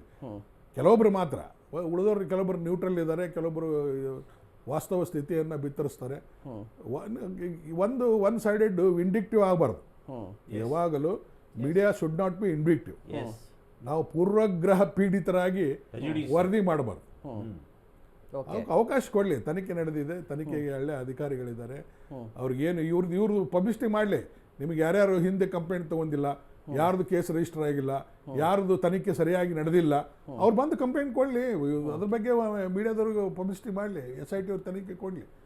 SIT ಅವ್ರ ಮುಂದೆ ಬಂದು ಹೇಳಿ, ನಮ್ಮದು ಕಾಣೆ ಆಗಿತ್ತು, ಕೇಸ್ ತಗೊಳ್ಳಿಲ್ಲ, ನಮ್ಮದು ಕೊಲೆ ಆಗಿತ್ತು, ಕೇಸ್ ತಗೊಳ್ಳಿಲ್ಲ, ರೇಪ್ ಆಗಿತ್ತು, ಕೇಸ್ ತಗೊಳ್ಳಿಲ್ಲ, ಅಥವಾ ಕೇಸ್ ಕೊಟ್ಟಿದ್ದು ಸರಿಯಾಗಿ ತನಿಖೆ ಆಗಲಿಲ್ಲ, ಇದ್ರ ಬಗ್ಗೆ ನೀವು ಸವಿಸ್ತಾರವಾದ ತನಿಖೆ ಮಾಡಿ ಅಂತ ಅವ್ರು ಅರ್ಜಿ ಕೊಡಲಿ. ಇವರು SIT ಅವ್ರು ಮಾಡಿದ್ರೆ ಕೋರ್ಟಿಗೆ ಕೊಡಲಿ, ಡೈರೆಕ್ಟ್ ಆಗಿ ಕೋರ್ಟ್ಲಿಂದ ಡೈರೆಕ್ಷನ್ ಬರ್ತದೆ, ಅವ್ರು ತನಿಖೆ ಮಾಡ್ತಾರೆ. ಬಟ್ ಈ ಥರ ಗಲಾಟೆ ಮಾಡೋದು ಒಳ್ಳೆಯದಲ್ಲ. It is not good for ಅವ್ರಿಗೆಲ್ಲ ಇವ್ರಿಗೆಲ್ಲ ಆ ಪವಿತ್ರ ಸ್ಥಳಕ್ಕೂ ಒಳ್ಳೆಯದಲ್ಲ. ಓಕೆ ರಾಮಲಿಂಗರೆ ಸರ್, ನೋಡಿ ಇನ್ನೊಂದು ವಿಚಾರ ಏನು ಅಂತ ಹೇಳಿದ್ರೆ, ಎರಡೂ ಕೂಡ ಕಾಣಿಸ್ತಾ ಇರೋದು ಎರಡೂ ಕಡೆಯಿಂದ ಅಜೆಂಡಾ ಸೆಟ್ಟಿಂಗ್ ಆಗ್ತಾ ಇದೆ. ಅದೇ ಕಾರಣಕ್ಕಾಗಿ ಈ ರೀತಿಯ ಸಂಘರ್ಷ ಉಂಟಾಗಿದೆ ಅಂತ ಹೇಳಿ ಒಂದು ಕಾಣಿಸ್ತಾ ಇರುವಂಥದ್ದು. ಮೇಲ್ನೋಟಕ್ಕೆ ಇದು ಅದೇ ಕಾಣಿಸ್ತಾ ಇದೆ. ಎರಡೂ ಕಡೆ ಕೂಡ ಒಂದು ರೀತಿಯಾಗಿ ಅಜೆಂಡಾ ಸೆಟ್ಟಿಂಗ್ ಆಗ್ತಾ ಇದೆ. ಇಲ್ಲ ಇಲ್ಲಿ ಅನ್ಯಾಯ ಆಗಿದೆ ಅಂತ ಒಂದು ಕಡೆ ಪ್ರತಿಭಟನೆ ಹೋರಾಟಗಾರರು ಮಾಡ್ತಾ ಇದ್ದಾರೆ, ಇಲ್ಲ ಇಲ್ಲಿ ಏನೂ ನಡೆದಿಲ್ಲ ಅಂತ ಹೇಳ್ಬಿಟ್ಟು ಈಗಾಗಲೇ ಮಾತನಾಡ್ತಾ ಇದ್ವಿ. ಸೋಷಿಯಲ್ ಮೀಡಿಯಾದಲ್ಲಿ ನಡೀತಾ ಇರುವಂಥ ಅಜೆಂಡಾ ಸೆಟ್ಟಿಂಗ್ ಕೂಡ ಈ ಘಟನೆಗೆ ಕಾರಣ ಅಂತ ಹೇಳಿ, ಅಂದರೆ ನಿನ್ನೆ ನಡೆದಂಥ ಗಲಾಟೆಗೆ ಕಾರಣ ಅಂತ. ರಾಮಲಿಂಗ ಸರ್ ಏನು ಹೇಳ್ತೀರಾ? ಸೋಷಿಯಲ್ ಮೀಡಿಯಾದಲ್ಲಿ ನಡೀತಾ ಇರುವಂಥ ಅಜೆಂಡಾ ಸೆಟ್ಟಿಂಗ್ ಕೂಡ ಕಾರಣ ಅಂತ ಹೇಳ್ಬಿಟ್ಟು, ಸೋಷಿಯಲ್ ಮೀಡಿಯಾದಲ್ಲಿ ಮಾಡ್ತಾ ಇರುವಂತಹ ಕೆಲವರು ಕೂಡ ಹೇಳ್ತಾರೆ ಸ್ವತಂತ್ರ ಪತ್ರಿಕೋದ್ಯಮ ಇದು ಅಂತ ಹೇಳಿ, ಬಟ್ ಅವ್ರಿಗೂ ಕೂಡ ಒಂದಿಷ್ಟು ಜವಾಬ್ದಾರಿ ಇರಬೇಕಾಗುತ್ತಲ್ಲ ಅಂತ. ಸಾಮಾಜಿಕ ಜಾಲತಾಣ ಇವತ್ತು ಏನಾಗಿದೆ ಅಂದರೆ 3 ಬಿಟ್ಟಂತಹ ಸಾಮಾಜಿಕ ಜಾಲತಾಣ ಅಂತ ಅನ್ನೋದ್ರಲ್ಲೇನು ತಪ್ಪಿಲ್ಲ. ಯಾಕೆಂದರೆ ಕೆಲವರು ಅದನ್ನು ವೈಯಕ್ತಿಕವಾಗಿ ಬೇರೆ ಬೇರೆ ಅವರ ಅನಿಸಿಕೆ ಹೇಳ್ಕೊಳ್ಳೋದಕ್ಕೆ ಉಪಯೋಗಿಸ್ಕೊತಿರುವಂತಹ ಪ್ಲಾಟ್ಫಾರ್ಮ್ ಅದು. ಹೌದು, ಸತ್ಯ. ಸೋಷಿಯಲ್ ಮೀಡಿಯಾ ಅನ್ನೋದು ಒಂದು ಇಂಡಿವಿಜುವಲ್ಲು ಮತ್ತು ನಮ್ಮ ಅನಿಸಿಕೆಗಳನ್ನ ಹೇಳ್ಕೊಳ್ಳೋದಕ್ಕೆ ಇರುವಂತಹ ಒಂದು ಸೋಷಿಯಲ್ ಮೀಡಿಯಾ. ಅದನ್ನು ಒಳ್ಳೆ ರೀತಿಯಲ್ಲಿ ಬಳಸ್ಕೊಂಡ್ರೆ ಸಮಾಜಕ್ಕೂ ಒಳ್ಳೆಯದು, ನಮಗೂ ಕೂಡ ಒಳ್ಳೆಯದು. ನಾವು ಇಲ್ಲಿ 2 ರೀತಿ ನೋಡಬೇಕಾಗುತ್ತೆ. ಒಂದು, ಇಲ್ಲಿ ಆಗ್ತಿರೋದು ಪರನೂ ಇದ್ದಾರೆ, ವಿರೋಧನೂ ಇದ್ದಾರೆ. ಸೊ ಪರ ಇರೋರು ಅವ್ರಿಗೆ ಹೆಂಗೆ ಬೇಕು ಅವ್ರು ಅದನ್ನು ಹೇಳಿಕೆ ಕೊಡ್ತಿದ್ದಾರೆ, ವಿರೋಧ ಇರೋರು ಅವ್ರಿಗೆ ಹೆಂಗೆ ಬೇಕಂಗೆ ಹೇಳಿಕೆ ಕೊಡ್ತಿದ್ದಾರೆ. ನಾವು ಕೂಡ ಬಿಗಿನಿಂಗ್ ಶುರುವಿಂದನೂ ನಾವು ನೋಡ್ತಾನೆ ಇದ್ದೀವಿ. ಈ ಧರ್ಮಸ್ಥಳದ ಪತ್ರಿಕೆ ನಾನೆಲ್ಲೂ ಕೂಡ ಹೋಗಿರಲಿಲ್ಲ. ನೋಡೋಣ, ಕಾದು ನೋಡೋಣ. ಈಗ ಒಬ್ಬಂಗೆ ಅನ್ಯಾಯ ಆಗಿತ್ತು, ಅದು CBI ಕೋರ್ಟಿಂದ ಬಿಡುಗಡೆ ಆದ, ಹೊರಗಡೆ ಬಂದಾಯಿತು. ಈಗ ಮತ್ತೆ ಅದನ್ನು ಕೂಗು ಧ್ವನಿ ಎತ್ತು ಮತ್ತೆ ತನಿಖೆ ಆಗಬೇಕು ಅಂತ. ಈಗ SIT ತನಿಖೆ ಆಗಿದೆ, ವಿಚಾರಣೆ ಕೂಡ ತನಿಖೆ ಕೂಡ ನಡೀತಿದೆ, ತನಿಖೆ ಹಂತದಲ್ಲೂ ಸಹ ಇದೆ. ಆದರೆ ಸೋಷಿಯಲ್ ಮೀಡಿಯಾ ಅಂತ ಬರೋದಾದರೆ ಸೋಷಿಯಲ್ ಮೀಡಿಯಾದಲ್ಲಿ ಯಾವುದನ್ನು ನಂಬಬೇಕು ಯಾವುದನ್ನು ಬಿಡಬೇಕು ಅನ್ನೋದೇ ಜನಗಳಿಗಿರುವಂಥ ಕನ್ಫ್ಯೂಷನ್ನು. ಮೊದಲಿಗೆ ಜನಗಳು ಯಾವುದನ್ನು ನಂಬಬೇಕು ಯಾವುದನ್ನು ನಂಬಬಾರ್ದು ಅನ್ನೋದನ್ನು ಸ್ವತಃ ಅವರವ್ರಿಗೆ ಮನಸ್ಥಿತಿಯಲ್ಲಿ ಅವರೇ ಅರ್ಥಕೋಬೇಕು ಅನ್ನೋದು ನಾನು ಈ ಮೂಲಕ ಹೇಳುವಂಥದ್ದು. ಸೋಷಿಯಲ್ ಮೀಡಿಯಾದಲ್ಲಿ ಪರ ಇರೋರು ವಿರೋಧಿಗಳನ್ನ ಕೆಣಕುವಂಥ ರೀತಿಯಲ್ಲಿ ಪೋಸ್ಟ್ಗಳನ್ನ ಹಾಕ್ತಿರುವಂಥದ್ದು, ವಿರೋಧಿಗಳು ಪರವಾಗಿರೋರನ್ನ ವಿರುದ್ಧವಾಗಿ ಕೆಣಕ್ತಿರುವಂಥದ್ದು. ಆಮೇಲೆ ಕೆಲವರಿಗೆ ಮಾತುಗಳಲ್ಲಾಗಲಿ ಭಾಷೆಗಳಾಗಲಿ ಇಡ್ತಾ ಇಲ್ಲ. ಸೋಷಿಯಲ್ ಮೀಡಿಯಾ ಇದೆ, ಏನು ಬೇಕಾದ್ರೂ ಬರೀಬೋದು, ಏನು ಬೇಕಾದ್ರೂ ಹೇಳಿಕೆ ಕೊಡ್ಬೋದು ಅನ್ನೋ ಒಂದು ಮನಸ್ಥಿತಿಲಿರುವಂಥದ್ದು. ಇವ್ರಿಗೂ ಕೂಡ SIT ಆಗ್ಬೋದು ಅಥವಾ ಬೇರೆ ಏನು ಸೋಷಿಯಲ್ ಮೀಡಿಯಾದಲ್ಲಿರುವ ಸೋಷಿಯಲ್ ಮೀಡಿಯಾನ ಅಬ್ಸರ್ವ್ ಮಾಡ್ತಿರುವಂಥ ಇಲಾಖೆ ಕೂಡ ಇವ್ರ ಮೇಲೆ ಒಂದು ನಿಗಾ ಇಡಬೇಕು ಅನ್ನೋದು ನನ್ನ ಅಭಿಪ್ರಾಯ ಇದೆ. ಓಕೆ, ಮಲಗತ್ತಿ ಸರ್, ನಿನ್ನೆ ಪ್ರತಿಭಟನೆ ಆಗುವಂಥ ಸಂದರ್ಭದಲ್ಲಿ ಒಂದು ವಾಯ್ಸ್ ಬರ್ತಾ ಇತ್ತು, ಅಂದರೆ ಧರ್ಮಸ್ಥಳಕ್ಕೆ ಕೆಟ್ಟ ಹೆಸರನ್ನು ತರುವ ಪ್ರಯತ್ನ ಷಡ್ಯಂತ್ರ ಆಗ್ತಾ ಇದೆ ಅಂತ ಹೇಳಿಬಿಟ್ಟು ಅಲ್ಲಿನ ಸ್ಥಳೀಯರು ಕೂಡ ಗಲಾಟೆಯನ್ನು ಮಾಡ್ತಾ ಇದ್ರು. ಒಂದು ತನಿಖೆ ನಡೆಯುವಂಥ ಸಂದರ್ಭದಲ್ಲಿ ಕೆಟ್ಟ ಹೆಸರು ಅಂತ ಬರುತ್ತಾ ಅಂತ? ಇಲ್ಲ, ಇದು ನಿನ್ನೆ ಮಾತು ಅಂತಲ್ಲ. ಯಾವಾಗ ಇದು SIT ಫಾರ್ಮೇಷನ್ ಆಯಿತು ಅದಕ್ಕಿಂತ ಮುಂಚೆನೇ ಸ್ಟಾರ್ಟ್ ಆಗಿದೆ. ಕೆಟ್ಟ ಹೆಸರು ಬರ್ತಾ ಇದೆ, ಕೆಟ್ಟ ಹೆಸರು ಬರ್ತಾ ಇದೆ. ಆ ಕೆಟ್ಟ ಹೆಸರು ಬರುವುದನ್ನೇ, ಆ ಕಳಂಕವನ್ನು ಕಳ್ಕೊಳ್ಳಿಕ್ಕೇ SIT ನೇಮಕ ಮಾಡಿದ್ದು. ಇದು ಎಲ್ಲರೂ ವೆಲ್ಕಮ್ ಮಾಡಬೇಕು. ಡೇ 1 ಎಂದು ಅನೌನ್ಸ್ ಮಾಡಿದ್ರು ಗೌರ್ಮೆಂಟು, ಅವಾಗನೇ ವೆಲ್ಕಮ್ ಮಾಡಬೇಕಾಗಿತ್ತು. ಮಾಡಿ ನಾವು ನೋಡಪ್ಪ, ನೀವು ನಿರಪರಾಧಿ, ನೀವು ಮುಗ್ಧರು, ನೀವೇನು ಇದು ಘಟನೆಗಳಿಗೆ ನಮಗೆ ಸಂಬಂಧ ಇಲ್ಲ ಅಂತಂದರೆ ಯಾಕೆ ಅದು ತಲೆ ಕೆಡಿಸ್ಕೋಬೇಕು? ನಿಜ. ಮುಕ್ತವಾಗಿ ತನಿಖೆ ಮಾಡಲಿ ಪೊಲೀಸರು. ಅವ್ರು ತನಿಖೆ ಮಾಡಿದ್ರೆ ಇವ್ರದ್ದೇನು ತಪ್ಪಿಲ್ಲ ಅಂದರೆ ಅದು ಅವ್ರದ್ದು ಇವ್ರಿಗೆ ಒಳ್ಳೇದಲ್ಲ. ನಿಮ್ದೇನು ತಪ್ಪಿಲ್ಲ ಅಂತ ಸರ್ಟಿಫಿಕೇಟ್ ಸಿಗ್ತದಲ್ಲ ಅವ್ರ ಕಡೆಯಿಂದ, SIT ಕಡೆಯಿಂದ. ನಿಜ. ಯಾರು ಮತ್ತೆ ತಪ್ಪು ಮಾಡಿರ್ತಾರೆ ಅವ್ರ ಅನುಭವಿಸ್ತಾರೆ. ಏನೂ ಆಗಿಲ್ಲ ಅಂತಂದ್ರೆ ಏನೂ ಆಗಿಲ್ಲ, ಅದು ಒಳ್ಳೇದು, ಇವ್ರಿಗೆ ಒಳ್ಳೇದು, ಅವ್ರಿಗೆ ಒಳ್ಳೇದು. ಹೌದು. ಏನಾಗಿದ್ರೆ ಮತ್ತೆ ಇದಕ್ಕೆ ಧರ್ಮಸ್ಥಳಕ್ಕೆ ಕೆಟ್ಟ ಹೆಸರು ಬರ್ತದೆ ಅಂತಂದರೆ ಅಲ್ಲಿ ಸತ್ತವರಿಗೆ, ಕೊಲೆ ಆದವರಿಗೆ, ರೇಪ್ ಆದವರಿಗೆ ನ್ಯಾಯ ಬೇಡ. ಅವ್ರಿಗೂ ಮನುಷ್ಯರೇ, ಅವ್ರಿಗೆ ನ್ಯಾಯ ಸಿಗಬೇಕಲ್ಲ ಕಾನೂನುಬದ್ಧವಾಗಿ. ಹೌದು. ಸೊ ತನಿಖೆಯನ್ನು ಎಲ್ಲರೂ ವೆಲ್ಕಮ್ ಮಾಡಬೇಕು. ತನಿಖೆ ಡೇ 1 ವೆಲ್ಕಮ್ ಮಾಡಿದರೆ ಇಷ್ಟೊಂದು ಪರ ವಿರೋಧ ಘರ್ಷಣೆ ಆಗ್ತಾ ಇರಲಿಲ್ಲ. ಅದು ತನಿಖೆಯನ್ನು ನಾವು ಸ್ವಾಗತಿಸ್ತೇವೆ. ಅವ್ರು ಏನಾದರೂ ಬೇಕಾದ್ರೆ SIT ಮಾಡಲಿ, CBI ಮಾಡಲಿ, ಇನ್ನೊಂದು ಯಾವುದೋ ಸಂಸ್ಥೆ ಮಾಡಲಿ, ನಾವು ಮುಕ್ತವಾಗಿ ನಾವು ಅದನ್ನು ವೆಲ್ಕಮ್ ಮಾಡ್ತೇವೆ. ತನಿಖೆ ಮಾಡಲಿ, ಎಲ್ಲಿ ನ್ಯಾಯ ಇದೆ, ಎಲ್ಲಿ ಅದೆಲ್ಲ ಬಿಟ್ಟುಕೊಟ್ಟು ಇವರೇ ಕ್ರಾಸ್ ಎಕ್ಸಾಮ್ ಮಾಡೋದು, ಇವರೇ ಇದು ಮಾಡೋದು, ಇಟ್ ಈಸ್ ರಾಂಗ್. ಇದು ಭಾಳ ಇದು ತಪ್ಪಾಗ್ತದೆ. ವಿಂಡಿಕ್ಟಿವ್ ಆಗಿ ಯಾವಾಗ ಹೇಳಿದ್ನಲ್ಲ, ನೋಡ್ರಿ, ಮೀಡಿಯಾಗಳು ಇರೋದು, ಸೋಷಿಯಲ್ ಮೀಡಿಯಾಗಳು ಇರೋದು ಜನರಿಗೆ ಒಳ್ಳೆ ಮೆಸೇಜ್ ಕೊಡಲಿಕ್ಕೆ, ಗಲಾಟೆ ಮಾಡಿಸ್ಲಿಕ್ಕಲ್ಲ. ನಿಜ. ಸಮಾಜದ ಶಾಂತಿಯನ್ನು ಕದಲು ಮಾಡುವಂಥದ್ದಲ್ಲ, ಕೆಡಿಸೋದಲ್ಲ. ಶಾಂತಿ ನೆಲೆಸುವಂಥ ಜವಾಬ್ದಾರಿ ಇರ್ತದೆ ಎಲ್ಲರಿಗೂ, ಮೀಡಿಯಾಗಳಿಗೆ ಇರ್ತದೆ. ಇದೇನಾಯ್ತದೆ, ಮೀಡಿಯಾಲಿ, ಸೋಷಿಯಲ್ ಮೀಡಿಯಾಲಿ ಈ ಒಂದು ಇಶ್ಯೂನಲ್ಲಿ 2 ಗ್ರೂಪಿಸಮ್ ಆಗ್ಬಿಟ್ಟು, ಅಲ್ಲಿ ಹ್ಯಾಂಗೆ ಲೋಕಲ್ ಗ್ರೂಪಿಸಮ್ ಆಗ್ಬಿಟ್ಟವೆ, ಒಂದು ಪರ, ಒಂದು ವಿರೋಧ. ಸೊ ಅದು ಎಲ್ಲರಿಗೂ ಅಪ್ಲಿಕೇಬಲ್ ಆಗಿಬಿಟ್ಟಿದೆ. ಸೋಷಿಯಲ್ ಮೀಡಿಯಾಕ್ಕೂ ಅಪ್ಲಿಕ್ ಆಗಿದೆ, ಮೀಡಿಯಾಗಳಿಗೆ ಅಪ್ಲಿಕೇಬಲ್ ಆಗಿದೆ. ಕೆಲವೊಬ್ಬರು ಅತಿರೇಕವಾಗಿ ಮಾತಾಡ್ತಾರೆ, ಕೆಲವೊಬ್ಬರು ಅತಿರೇಕವಾಗಿ ವರ್ಣನೆ ಮಾಡ್ತಾರೆ, ಕೆಲವೊಬ್ಬರು ಅವರೇ ಜಜ್ಮೆಂಟ್ ಕೊಡ್ತಾರೆ, ಎಲ್ಲ ಆಲ್ರೆಡಿ ಶಿಕ್ಷೆ ಆದಂಗೆ ಸಂಭ್ರಮಿಸ್ತಾರೆ. ಇದು ಒಳ್ಳೆಯದಲ್ಲ.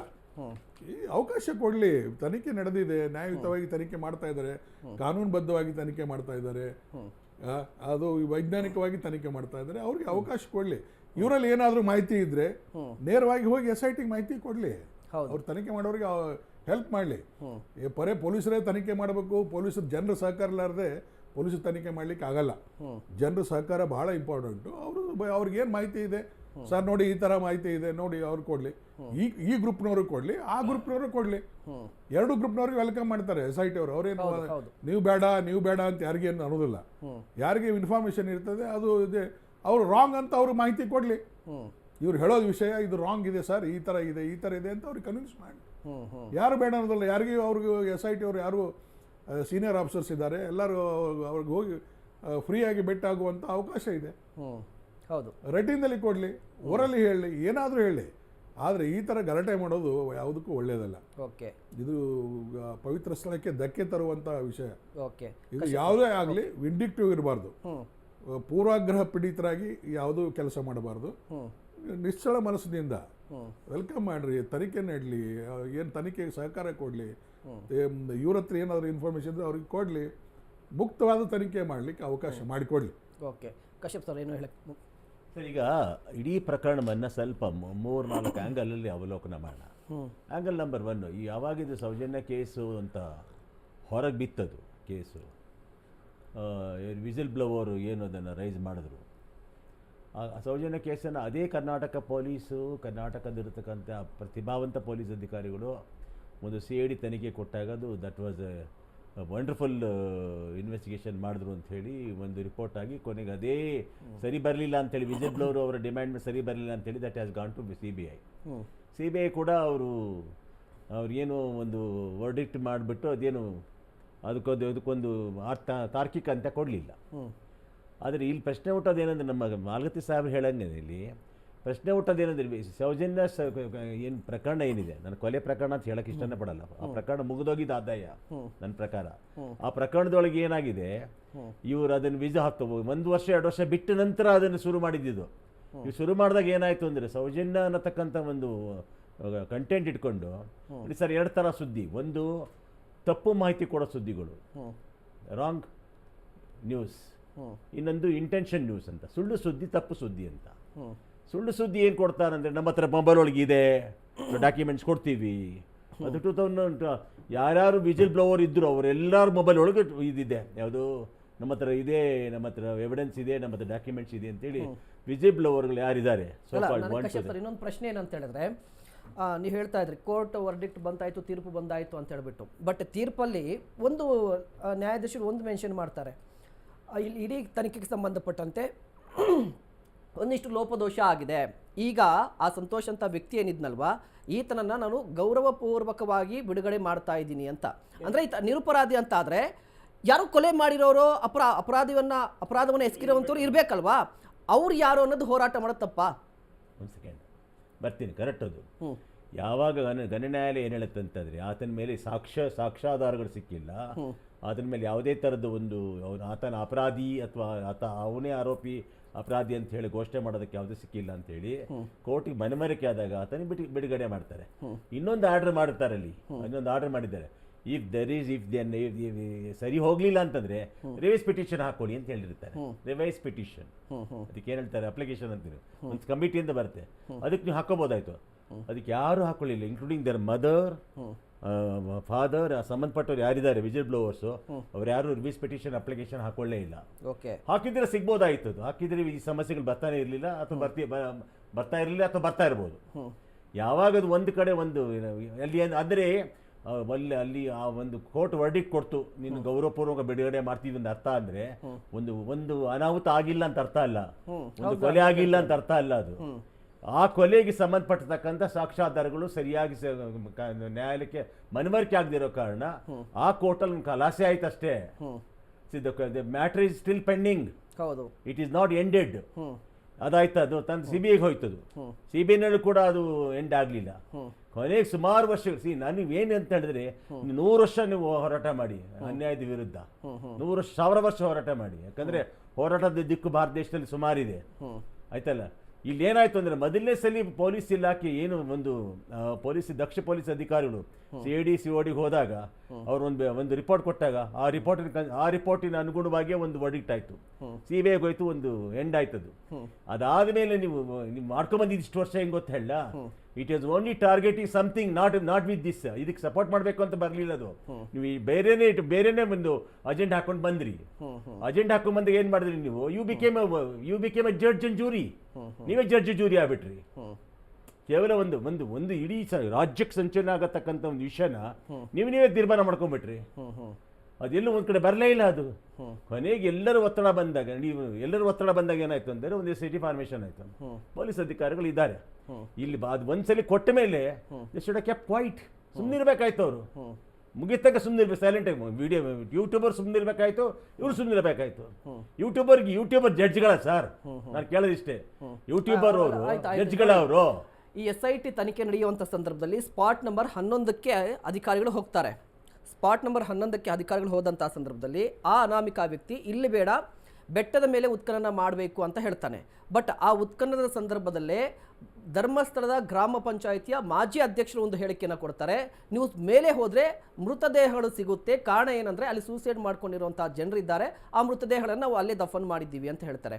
ಈ ರೀತಿ ತನಿಖೆ ನಡೆಯುವ ಸಂದರ್ಭದಲ್ಲೇ ಇನ್ನೂ ಕೂಡ ಅಲ್ಲಿ ಹೋಗಿ ತನಿಖೆನೇ ಆಗಿರಲಿಲ್ಲ, ಉತ್ಖನನ ಆಗಿರಲಿಲ್ಲ, ಆದ ಸಂದರ್ಭದಲ್ಲೇ ಈ ಮಾಜಿ ಅಧ್ಯಕ್ಷರು ಈ ರೀತಿಯಾಗಿ ಹೇಳಿಕೆ ಕೊಡೋದು ಕೂಡ ಎಷ್ಟು ಸರಿ ಅನಿಸುತ್ತೆ ನಿಮಗೆಲ್ಲ? ಒಂದು ಸೆಕೆಂಡು, ಈ ಕ್ಯಾರೆಕ್ಟರ್ಗಳು ಎಂಟ್ರಿ ಕೊಡ್ತಾರಲ್ಲ ಪ್ರಕರಣಗಳಲ್ಲಿ, ಆ ಕ್ಯಾರೆಕ್ಟರ್ ಎಂಟ್ರಿ ಕೊಟ್ಟಾಗ ಅದು ಸಮರ್ಥ SIT ಅಧಿಕಾರಿಗಳು ಅದನ್ನು ಜಡ್ಜ್ಮೆಂಟ್ ಮಾಡೋದು ಅವ್ರು ಸೇರಿದ್ದು. ಯಾರಿಗೆ ನಾವು ನೀವು ಕೂತ್ಕೊಂಡು ತೀರ್ಮಾನ ಕೊಡೋದಲ್ಲ. ಒಂದೊಂದು ಹೇಳ್ತೀನಿ ತಡಿ, ಒಂದು ವ್ಯವಸ್ಥೆ ಅಂತ ಇರುತ್ತೆ. ಒಂದು ಊರು ಗ್ರಾಮ ಅಂತಂದಮೇಲೆ ಒಂದು ಸ್ಮಶಾನಕ್ಕೆ ಒಂದು ಪವರ್ ಅನ್ನು ಮಾಡಿರ್ತಾರೆ. ಒಂದು ಗ್ರಾಮ ಪಂಚಾಯತಿ ಸದಸ್ಯನೋ ಅಥವಾ ಮೆಂಬರೋ ಅಥವಾ ಚೇರ್ಮನೋ ಪ್ರೆಸಿಡೆಂಟೋ, ಅವನು ಉದಾಹರಣೆ ಯಾವುದೋ ಊರ ಒಂದು ಅನಾಥ ಶವ ಸಿಕ್ತು, ಅದಕ್ಕೆ ಯಾರು ಕೇರ್ ಟೇಕರ್ ಇಲ್ಲ ಅಂತಂದ್ರೆ ಆ ಗ್ರಾಮ ಪಂಚಾಯತಿನೇ ತಗೊಳತ್ತದು ಕೇರ್ ಟೇಕರ್, ಸುಡೋದು ಗಿಡೋದು ಹೂಳೋದು ಕೂಡ. ಅವನ್ನೆಲ್ಲ ಒಂದ್ ಕಡೆ ಲೆಕ್ಕ ಪಕ್ಕ ಬರಿಬೇಕು, ಅವನು ರೆಕಾರ್ಡ್ ಮಾಡ್ಕೋಬೇಕು. ಇದು ಇಲ್ಲೇ ಅಂತಲ್ಲ, ಎಲ್ಲಾ ಕಡೆನೂ ಇದೆ. ಈಗ ಉದಾಹರಣೆಗೆ ಯುಪಿನಲ್ಲಿ ಕಾಲ್ ತೊಳಕ್ಕೆ ಒಳಗಾದ್ರು ನೋಡಿ. ಬಟ್ ಇಲ್ಲಿ ವ್ಯಕ್ತಿ ಹೇಳ್ತಿರೋದು ರ್ಯಾಂಡಮ್ ಆಗಿ ಹೂತು ಹಾಕಿದ್ದೀನಿ ಅಂತ. ಯಾರು ಆ ಅನಾಮಿಕ ವ್ಯಕ್ತಿ ದೂರದಾರ ಹೇಳ್ತಾರೆ ಅಂತ ರ್ಯಾಂಡಮ್ ಆಗಿ ಹೂತು ಹಾಕಿದ್ದೀನಿ, ಇದು ರುದ್ರಭೂಮಿಯಲ್ಲೂ ಕೂಡ ಹೂತು ಹಾಕಿಲ್ಲ, ಗ್ರಾಮ ಪಂಚಾಯತ್ಲೂ ಕೂಡ ಲೆಕ್ಕ ಇಲ್ಲ, ಪೊಲೀಸ್ ಸ್ಟೇಷನ್ ಕೂಡ ನಾವು ಕಂಪ್ಲೇಂಟ್ ಮಾಡಿಲ್ಲ, ರ್ಯಾಂಡಮ್ ಆಗಿ ಹೂತು ಹಾಕಿದ್ದೀನಿ ಅಂತ ಒಂದು ಕಂಪ್ಲೇಂಟ್ ಬಂದಿದೆ. ಇದ್ರ ಬಗ್ಗೆ ತನಿಖೆ ನಡೀತಾ ಇದೆ. ಇಲ್ಲಿ ಪ್ರಶ್ನೆ ಹುಟ್ಟೋದು ಹೆಂಗ್ ಗೊತ್ತಾ, ಅದು ಮೀಡಿಯಾ ಹೈಪೋ ಅಥವಾ ಇವೊಂದು ಸ್ಟೇಟ್ಮೆಂಟ್ ಗೊತ್ತಿಲ್ಲ. ಈ ಸೇಸ್ ನಾನು ಹೆಣ್ಮಕ್ಳು ಮಾಡಿದ್ದೀನಿ, ಬರೀ ಬಾಲಕರನ್ನೇ ಮಾಡಿದ್ದೀನಿ, ಹೆಣ್ಮಕ್ಳನ್ನೇ ಮಾಡಿದ್ದೀನಿ. Is motivating the issues. ಅಂದ್ರೆ ನಾವೇನ್ ಹೇಳ್ತೀವಿ ನಮ್ಮ ಲೀಗಲ್ ಲ್ಯಾಂಗ್ವೇಜ್ ಒಳಗೆ ಲೀಡ್ ಮಾಡ್ತಿದೀವಿ ಅಂತ ಕರಿತೀವಿ, ಹೇಳ್ತೀವಿ ಲೀಡಿಂಗ್ ಅಂತೀವಿ. ಅಂದ್ರೆ ನೀವು ಹೇಳುತ್ತ ಪ್ರಕಾರ ಅನಾಮಿಕನ ವ್ಯಕ್ತಿ ಬಗ್ಗೆ ಅನುಮಾನ ಇದೆ ನಿಮ್ಗೆ? ಖಂಡಿತವಾಗ್ಲು ಇದೇ ಚಾನಲ್ ಅಲ್ಲಿ ಕೂಡ ನಾನು ಎರಡನೇ ಸಲ ಕೂತಿರೋದು ನಾನು ಇದ್ರ ಬಗ್ಗೆ. ಇವತ್ತು ಕೂಡ ಹೇಳ್ತೀನಿ ನಿಮ್ಗೆ, ಆ ಅನಾಮಿಕ ವ್ಯಕ್ತಿಯಿಂದ ನಿಮ್ಮ ಸಿ ಅವ್ರೇನ್ ಮಾಡೋದಿಲ್ಲ ಅಂತ ಹೇಳ್ತಿಲ್ಲ, ಬಟ್ ಇವನೇನು ಟ್ರ್ಯಾಕ್ ತಗೊಂಡ್ಬಿಟ್ಟು ಅವ್ರನ್ನ ಎಷ್ಟು ಜನಕ್ಕೆ ಏನು ಪ್ಲಾಂಟಿಂಗ್ ಪ್ರೋಗ್ರಾಮ್ ಮಾಡ್ತಿದ್ದಲ್ಲ, ಅದನ್ನ absolute fake. Take it from me today. Okay Malgatti sir, ಅನಾಮಿಕ ವ್ಯಕ್ತಿಯ ಬಗ್ಗೆ ಅನುಮಾನ ಇದೆ, ಮತ್ತೆ ಎಲ್ಲವೂ ಕೂಡ ಒಂದು ನೆರೇಟಿವಿಟಿ ಸೆಟ್ ಮಾಡ್ತಾ ಇದ್ದಾನೆ, ಫೇಕ್ ಐಡಿಯಾಲಜಿ ಅಂತ. ಪ್ಲಾಂಟಿಂಗ್ ಪ್ರೋಗ್ರಾಮ್ ಇಲ್ಲ, ಅದ್ರ ಬಗ್ಗೆ ತನಿಖೆ ಮಾಡ್ತಾ ಇದ್ದಾರೆ. ತನಿಖೆ ಆಗೋವರೆಗೂ ಆ ಡಿಸಿಷನ್ ಮಾಡೋದು ಒಳ್ಳೇದಲ್ಲ. ತನಿಖೆ ಮಾಡಲಿ, ತನಿಖೆ ಮಾಡಿದ್ಮೇಲೆ ಅವ್ರು ಸುಳ್ಳು ಅಂದರೆ ಆವಾಗ ಅವನ ಮೇಲೆ ಆ್ಯಕ್ಷನ್ ತಗೊಳ್ಳಿ. ಸುಳ್ಳು ಕಂಪ್ಲೇಂಟ್ ಕೊಟ್ಟಾನೆ, ಸುಳ್ಳು ಮಾಡಿದ್ದಾನೆ, ಮಿಸ್ಗಾಡಿ ಯಾರು ಅವ್ನಿಗೆ ಇದು ಪಾಲಿಗ್ರಾಫ್ ಟೆಸ್ಟ್ ಮಾಡಲಿ, ನಾರ್ಕೋ ಅನಾಲಿಸಿಸ್ ಮಾಡಲಿ, ಬ್ರೈನ್ ಇದು ಬ್ರೈನ್ ಮ್ಯಾಪಿಂಗ್ ಮಾಡಲಿ, ಏನೆಲ್ಲ ಮಾಡಲಿ ಅವನದೇನು ಯಾರು ಅವನಿಗೆ ಪ್ರಚೋದನೆ ಕೊಟ್ಟರು, ಯಾರು ಅವನಿಗೆ ಇದು ಮಾಡಿದ್ರು, ಅವ್ರ ಮೇಲೆ ಆ್ಯಕ್ಷನ್ ಆಗಲಿ. ಅವ್ನು ಹೇಳಿಕೆ ಪ್ರಕಾರ ಎಲ್ಲರನ್ನೂ ಅರೆಸ್ಟ್ ಮಾಡಿ ಒಳ ಹಾಕ್ಲಿ, ಸುಳ್ಳು ಪ್ರಚಾರ ಸುಳ್ಳು ಸುದ್ದಿ ಎಬ್ಸಿ ಅಂತ ಆಕ್ಷನ್ ತಗೊಳ್ಳಿ. ಅಲ್ಲಿವರೆಗೂ ಶಾಂತ ರೀತಿಯಿಂದ ಇರಲಿ, ಶಾಂತ ರೀತಿಯಿಂದ ಇರಲಿ. SIT ತನಿಖೆ ಮಾಡ್ಲಿಕ್ಕೆ ಅವರಿಗೆ ಪ್ರಶಾಂತ ವಾತಾವರಣ ಕೊಡ್ಲಿ, ತನಿಖೆ ಮಾಡ್ಲಿ. ಆಮೇಲೆ ಅಲ್ಲಿ ಅಡಿಷನಲ್ DG ಇದ್ದಾರೆ, very senior most officer, DIG ಇದ್ದಾರೆ, 4-5 ಜನ SP IPS ಆಫೀಸರ್ಸ್ ಇದ್ದಾರೆ, 30 ಜನ ಎಕ್ಸ್ಪರ್ಟ್ ಆಫೀಸರ್ಸ್ ಇದ್ದಾರೆ, ತನಿಖೆಯಲ್ಲಿ ಪ್ರಾವೀಣ್ಯತೆ ಹೊಂದಿದವರು ಇದ್ದಾರೆ. ಅವ್ರಿಗೆ ತಾಂತ್ರಿಕವಾಗಿ, ವೈಜ್ಞಾನಿಕವಾಗಿ, ಕಾನೂನುಬದ್ಧವಾಗಿ ತನಿಖೆ ಮಾಡಲಿಕ್ಕೆ ಅವಕಾಶ ಕೊಡಲಿ. ಕೊಟ್ಟ ಮೇಲೆ ಅವ್ರು ಏನು ರಿಪೋರ್ಟ್ ಕೊಡ್ತಾರೆ ಅಲ್ಲಿವರೆಗೂ ಒಂದು ಡಿಸಿಷನ್ ಬರೋದು ಬೇಡ. ಅಲ್ಲಿವರೆಗೂ ಕಾಯೋಣ. ಅವ್ರೇನಾದರೂ ಅವ್ರಿಗೆ ನಾವು ಏನಾದರೂ ಮಾತಾಡೋದ್ರಿಂದ ಅವ್ರಿಗೆ ನಾವು ಇದಕ್ಕೆ ತನಿಖೆಗೆ ಅಡ್ಡು ಬಂದಂಗೆ ಆಗ್ತದೆ. ಆ ಥರ ಒಂದು ಡಿಸಿಷನ್ ಹೇಳುವ ಅವಶ್ಯಕತೆ ಇಲ್ಲ. ಅವ್ರಿಗೆ ಫ್ರೀ ಹ್ಯಾಂಡ್ ಕೊಡಲಿ, ಅವರು ನಿಷ್ಪಕ್ಷಪಾತವಾದ ತನಿಖೆ ಮಾಡಲಿ. ಆ ನಂತರ ಗೊತ್ತಾಗ್ತದೆ ಏನು ರಿಸಲ್ಟ್ ಅನ್ನೋದು. ರಿಸಲ್ಟ್ ಆದಮೇಲೆ ಅವಾಗ ಮಾತಾಡೋದು ಬೇಕಾದ ಮಾತಾಡಲಿ ಆ ರಿಸಲ್ಟ್ ಮೇಲೆ. ಅಲ್ಲಿವರೆಗೂ ಶಾಂತ ರೀತಿಯಿಂದ ಇರಲಿ, ಗಲಾಟೆ ಮಾಡೋದು ಬೇಡ. ಹೌದು. ಈಗ ಒಂದು ಪ್ರಶ್ನೆ ಮೂಡ್ತಾ ಇದೆ, ಆ ಅನಾಮಿಕನ ಬಗ್ಗೆ ಒಂದಿಷ್ಟು ಅನುಮಾನ ಕೂಡ ವ್ಯಕ್ತವಾಗ್ತಾ ಇದೆ, ಒಂದಿಷ್ಟು ಮಂದಿ ಅನುಮಾನವನ್ನು ಕೂಡ ವ್ಯಕ್ತಪಡಿಸಿದ್ದಾರೆ. ಈ ಅನುಮಾನ ನಿಜ ಆಗಬೇಕು ಅಂದರೆ ಕೂಡ ತನಿಖೆ ಆಗಬೇಕು. ತನಿಖೆಯಲ್ಲೇ ಈ ಅನುಮಾನ ಕೂಡ ಸತ್ಯಾಸತ್ಯತೆ ಹೊರಗೆ ಬರುತ್ತೆ. ಅಂದರೆ ಈತ ಹೇಳಿದ್ದು ನಿಜ ಆದರೆ ಅದು ತನಿಖೆಯಿಂದ ಗೊತ್ತಾಗುತ್ತೆ, ಸುಳ್ಳು ಅಂತ ಆದರೆ ಅದು ಕೂಡ ತನಿಖೆಯಿಂದ ಹೊರಗಡೆ ಬರುತ್ತೆ. ಒಂದು ಕಡೆ ಆ ಅನಾಮಿಕ ವ್ಯಕ್ತಿಯ ಬಗ್ಗೆ ಒಂದಿಷ್ಟು ಅನುಮಾನ ವ್ಯಕ್ತವಾಗ್ತಾ ಇದೆ.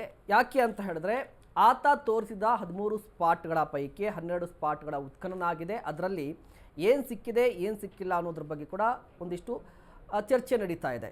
ಈಗಲೇ ಆತ ಹೇಳಿದ್ದು ಸುಳ್ಳು ಅಂತ ನಿರ್ಧಾರಕ್ಕೆ ಬರೋದು ಎಷ್ಟು ಸರಿ ಅಂತ ಹೇಳಿ ಸಾಕಷ್ಟು ಪ್ರಶ್ನೆಗಳಿದೆ. ಇದ್ರ ಜೊತೆಗೆ 13ನೇ ಸ್ಪಾಟ್ ಬಗ್ಗೆ ಕೂಡ ಒಂದಿಷ್ಟು ಕುತೂಹಲ ಇದೆ. 13ನೇ ಸ್ಪಾಟಲ್ಲಿ ಈ ಹಿಂದೆ ಉತ್ಖನನ ಆಗಬೇಕಿತ್ತು, ಅಂದರೆ ನಿನ್ನೆ, ಇವತ್ತು ಕೂಡ ಉತ್ಖನನ ಆಗಿಲ್ಲ. ಹಾಗಾದರೆ ಯಾವ ಕಾರಣಕ್ಕಾಗಿ ಡಿಲೇ ಆಗ್ತಾ ಇದೆ ಅದ್ರ ಬಗ್ಗೆ ಕೂಡ ಮಾತನಾಡ್ತಾ ಹೋಗ್ತೀನಿ. ರಾಮಲಿಂಗ ಸರ್, ಆ ವ್ಯಕ್ತಿಯ ಬಗ್ಗೆನೇ ಅನುಮಾನ ವ್ಯಕ್ತಪಡಿಸೋದು ಈ ಹಂತದಲ್ಲಿ ಎಷ್ಟು ಸರಿ? ಈ ಹಂತದಲ್ಲಿ ಅನುಮಾನ ಪಡೋದು ತುಂಬ ತಪ್ಪಿದೆ ಅದು. ಯಾಕೆ ಅಂದರೆ ಪೊಲೀಸರು ಏನು ದಡ್ಡರಲ್ಲ, ಪೊಲೀಸರು ಕೂಡ ವೆರಿ ಟ್ರೈನ್ಡ್ ಆಗಿರುವಂಥವ್ರು, ಅವ್ರ ಅನುಭವಗಳಿದೆ. ಈಗ ಸರ್ ಹೇಳ್ದಂಗೆ ಸೀನಿಯರ್ ಮೋಸ್ಟ್ ಅಧಿಕಾರಿಗಳಲ್ಲಿ ಕೂತಿರೋದ್ರಿಂದ ಈತ ಹೇಳ್ತಿರೋದು ಆತನ ಹೇಳಿಕೆಯಲ್ಲೇ ಗೊತ್ತಾಗುತ್ತೆ ಈತ ಹೇಳ್ತಿರೋ ಸತ್ಯನ ಸುಳ್ಳ ಅಂತ. ಆ ಮಟ್ಟದಲ್ಲಿ ಪೊಲೀಸರು ತರಬೇತಿ ಪಡೆದಿರುವಂಥದ್ದು ಮತ್ತು ಅನುಭವಿ ಇರುವಂತಹ ಅಧಿಕಾರಿಗಳಿರುವಂಥದ್ದು. ಅಂಥ ಅಧಿಕಾರಿಗಳ ಜೊತೆ ಈತ ಮಾಸ್ಕ್ ಮ್ಯಾನ್ ಹೋಗಿದ್ದಾನೆ, ಆತ ಹೇಳೋದೆಲ್ಲ ಸುಳ್ಳು ಅಂತ ಈ ಕೂಡಲೇ ನಾವು ಇಲ್ಲಿ ಕೂತ್ಕೊಂಡು ಡಿಸ್ಕಷನ್ ಮಾಡೋದು ಅಥವಾ ತೀರ್ಪು ನೀಡೋದು ತಪ್ಪಾಗುತ್ತೆ. ಒಂದು ವೇಳೆ ಈತ ಏನು 100 ಶವಗಳನ್ನ ಊತ ಹಾಕಿದ್ದೀನಿ ನಾನು ಅಲ್ಲಿ ಅಂತ ಹೇಳಿರುವಂಥದ್ದು, ಮತ್ತು ಒಂದು ಬುರುಡೆಯನ್ನು ತಗೊಬಂದು ಇಟ್ಟಿರುವಂಥದ್ದು, ಎಲ್ಲ ಆ್ಯಂಗಲ್ ತನಿಖೆ ಆಗೇ ಆಗುತ್ತೆ. SIT ತನಿಖೆ ಮಾಡಿರೋದೇ ಅದರದಿಂದ. ಈಗ ಹೊಸದಾಗಿ ಬಂದು ಯಾರೋ ಒಂದು ದೂರು ಕೊಟ್ಟರು ಅಂದ್ರೂ ಸ್ವೀಕರಿಸಿದ್ದಾರೆ, ಸಾಕ್ಷಿಗಳನ್ನ ಹೇಳಿಕೆ ತಗೊತಿದ್ದಾರೆ. ಒಬ್ಬರು ಯಾರೋ ನಾನು ಸ್ಪಾಟ್ ತೋರಿಸ್ತೀನಿ ಅಂದಾಗ್ಲೂ ಒಪ್ಕೊಂಡಿದ್ದಾರೆ ಆಯಿತು ಅಂತೇಳಿ. ಹಾಗೆಯೇ ಈ ಸರ್ ಹೇಳ್ದಂಗೆ ಹಿಂದೆ ಏನಾದರೂ ಕೇಸ್ಗಳನ್ನ ತಗೊಳ್ಳದೆ ಹೋಗಿದ್ರೆ, ತಗೊಂಡು ಸರಿಯಾಗಿ ಎನ್ಕ್ವೈರಿ ಮಾಡದೇ ಇದ್ರೆ ಅವರು ಕೂಡ ಬಂದು SIT ಮುಂದೆ ಹೇಳ್ಕೋಬಹುದು. ಒಂದು ವೇಳೆ SIT ಪರಿಗಣಿಸಲಿಲ್ಲ ಅಂದ್ರೆ ಕೋರ್ಟ್ಗೆ ಹೋಗ್ಬೋದು, ಅದರಲ್ಲೇನಿಲ್ಲ. ಕೋರ್ಟಿಂದ ಬೇಕಾದ್ರೆ ಪರ್ಮಿಷನ್ ತಗೋಬರ್ಬೋದು. ಇವತ್ತು ಕಾನೂನು ಎಲ್ಲರಿಗೂ ಗೊತ್ತಿದೆ. ಹಾಗೇನೆ ಮಾಸ್ಕ್ ಮ್ಯಾನ್ ಮೇಲೆ ಅನುಮಾನ ಪಡುವಂತ ಅವಶ್ಯಕತೆ ಸದ್ಯಕ್ಕಿಲ್ಲ. ಈಗ ಎಲ್ಲೋ ಒಂದು ಕಡೆ ಆತ 15 ವರ್ಷ 14 ವರ್ಷ ಅವ್ನು ಇಲ್ಲಿ ಇಲ್ದೇನೆ ಹೊರಗಡೆ ಹೋಗಿರುವಂಥದ್ದು. ಇವತ್ತು ನಾವು ಬೆಂಗಳೂರಿಂದ 1 ವರ್ಷ ಹೊರಗೆ ಹಳ್ಳಿಲಿದ್ದು ಮತ್ತೆ ಬೆಂಗಳೂರು ಬರೋ ನಮಗೆ ಕನ್ಫ್ಯೂಷನ್ ಆಗುತ್ತೆ, ಈ ರೋಡ್ ಯಾವುದು, ಈ ಬಿಲ್ಡಿಂಗ್ ಯಾವುದು ಅಂತೇಳಿ. ಸೊ ಹಾಗಾಗಿ ಈತನಿಗೆ 15 ವರ್ಷದಿಂದ ಯಾವ ಜಾಗಗಳು ಕನ್ಫ್ಯೂಷನ್ ಆಗಿರ್ಬೋದು. ಬಟ್ ಆದರೆ ತನಿಖಾಧಿಕಾರಿಗಳು ಈಗೇನು ನೂರಾರು ಸಾವಿರಗಳನ್ನ ಊತ್ತಿಟ್ಟಿದೆ ಅನ್ನೋ ವಿಚಾರದಲ್ಲಿ ಏನು ತನಿಖೆ ಆ್ಯಂಗಲಲ್ಲಿ ತನಿಖೆ ಮಾಡ್ತಿದ್ದಾರೆ. ಒಂದು ವೇಳೆ ಅಲ್ಲಿ ಫೇಲ್ ಆದರೆ, ಈತ ಹೇಳಿರುವಂಥದ್ದೆಲ್ಲ ಫೇಲ್ ಆದರೆ ಈತನ ಮೇಲೂ ಎಂಕ್ವೈರಿ ಆಗುತ್ತಲ್ಲ. ಅವಾಗೇನು ಈತನ ಬಿಡೋದಿಲ್ವಲ್ಲ. ಈತನೇನಾದರೂ ಈಗ ಏನು ಧರ್ಮಸ್ಥಳ ಅಂತ ತಗೊಂಡ್ರೆ ಅಥವಾ ಪ್ರಕರಣದ ವಿರುದ್ಧ ಏನೋ ಆಪೋಸಿಟ್ ಇದ್ದಾರೆ, ಇವರು ವಿರೋಧವಾಗಿ ಯಾರಿದ್ದಾರೆ, ಅವರೇನಾದರೂ ಒಂದು ವೇಳೆ ಈ ತನಿಖೆಯನ್ನು ದಿಕ್ತಪ್ಪಿಸೋದಕ್ಕೋ ಅಥವಾ ತನಿಖೆ ಈ ರೀತಿ ಆ್ಯಂಗಲಲ್ಲಿ ತನಿಖೆ ಮಾಡಿದ್ರೆ ಎಲ್ಲೋ ಒಂದು ಕಡೆ ಸಿಗ್ಬೋದೇನೋ ಊಹಾಪೋಹಗಳು ವಿಚಾರದಲ್ಲಿ ಮಾಸ್ಕ್ ಮ್ಯಾನ ಕರ್ಕೊಂಬಂದು ಬಿಟ್ಟಿದ್ರೆ ಅವ್ರಿಗೂ ತಲೆದಂಡ ಆಗುತ್ತೆ ಮುಂದಿನ ದಿನಗಳಲ್ಲಿ. ಇದು ಯಾರನ್ನೂ ಬಿಡುವಂಥದ್ದಲ್ಲ. SIT ಫಾರ್ಮ್ ಆಗಿರುವಂಥದ್ದು ವಿಶೇಷ ತನಿಖಾ ತಂಡ ಏನು ತನಿಖೆ ರಚನೆ ಆಗಿದೆ, ಎಲ್ಲ ಆ್ಯಂಗಲಲ್ಲೂ ತನಿಖೆ ಆಗುತ್ತೆ. ಆದರೆ ತನಿಖೆ ಮಾಡೋದಕ್ಕೆ ನೀವು ಬಿಡಿ. ಓಕೆ, ಸೋಷಿಯಲ್ ಮೀಡಿಯಾ ಆಗಲಿ, ಮಾಧ್ಯಮದವರಾಗಲಿ, ಮತ್ತು ಪರ ವಿರೋಧ ನೀವುಗಳು ಮೊದಲು ಇವರನ್ನ ಬಿಟ್ಬಿಡಿ. SIT ಅದ್ರ ಪಡಗ ತನಿಖೆ ಮಾಡ್ತಿರುತ್ತೆ. ನಿಮ್ಗೇನೋ ನೋವುಗಳಿದ್ರೆ ಹೋಗಿ ಹಂಚ್ಕೊಳ್ಳಿ. ನಿಮ್ಗೆ ಯಾರಾದ್ರು ತೇಜೋವಧೆ ಮಾಡ್ತಿದ್ರೆ ಕೋರ್ಟ್ ಅಪ್ರೋಚ್ ಮಾಡಿ ಡಿಫಾರ್ಮೇಷನ್ ಕೇಸ್ ಹಾಕಿ, ಕ್ರಿಮಿನಲ್ ಕೇಸ್ ಹಾಕಿ, ಎಲ್ಲದಕ್ಕೂ ಅವಕಾಶ ಇದೆ.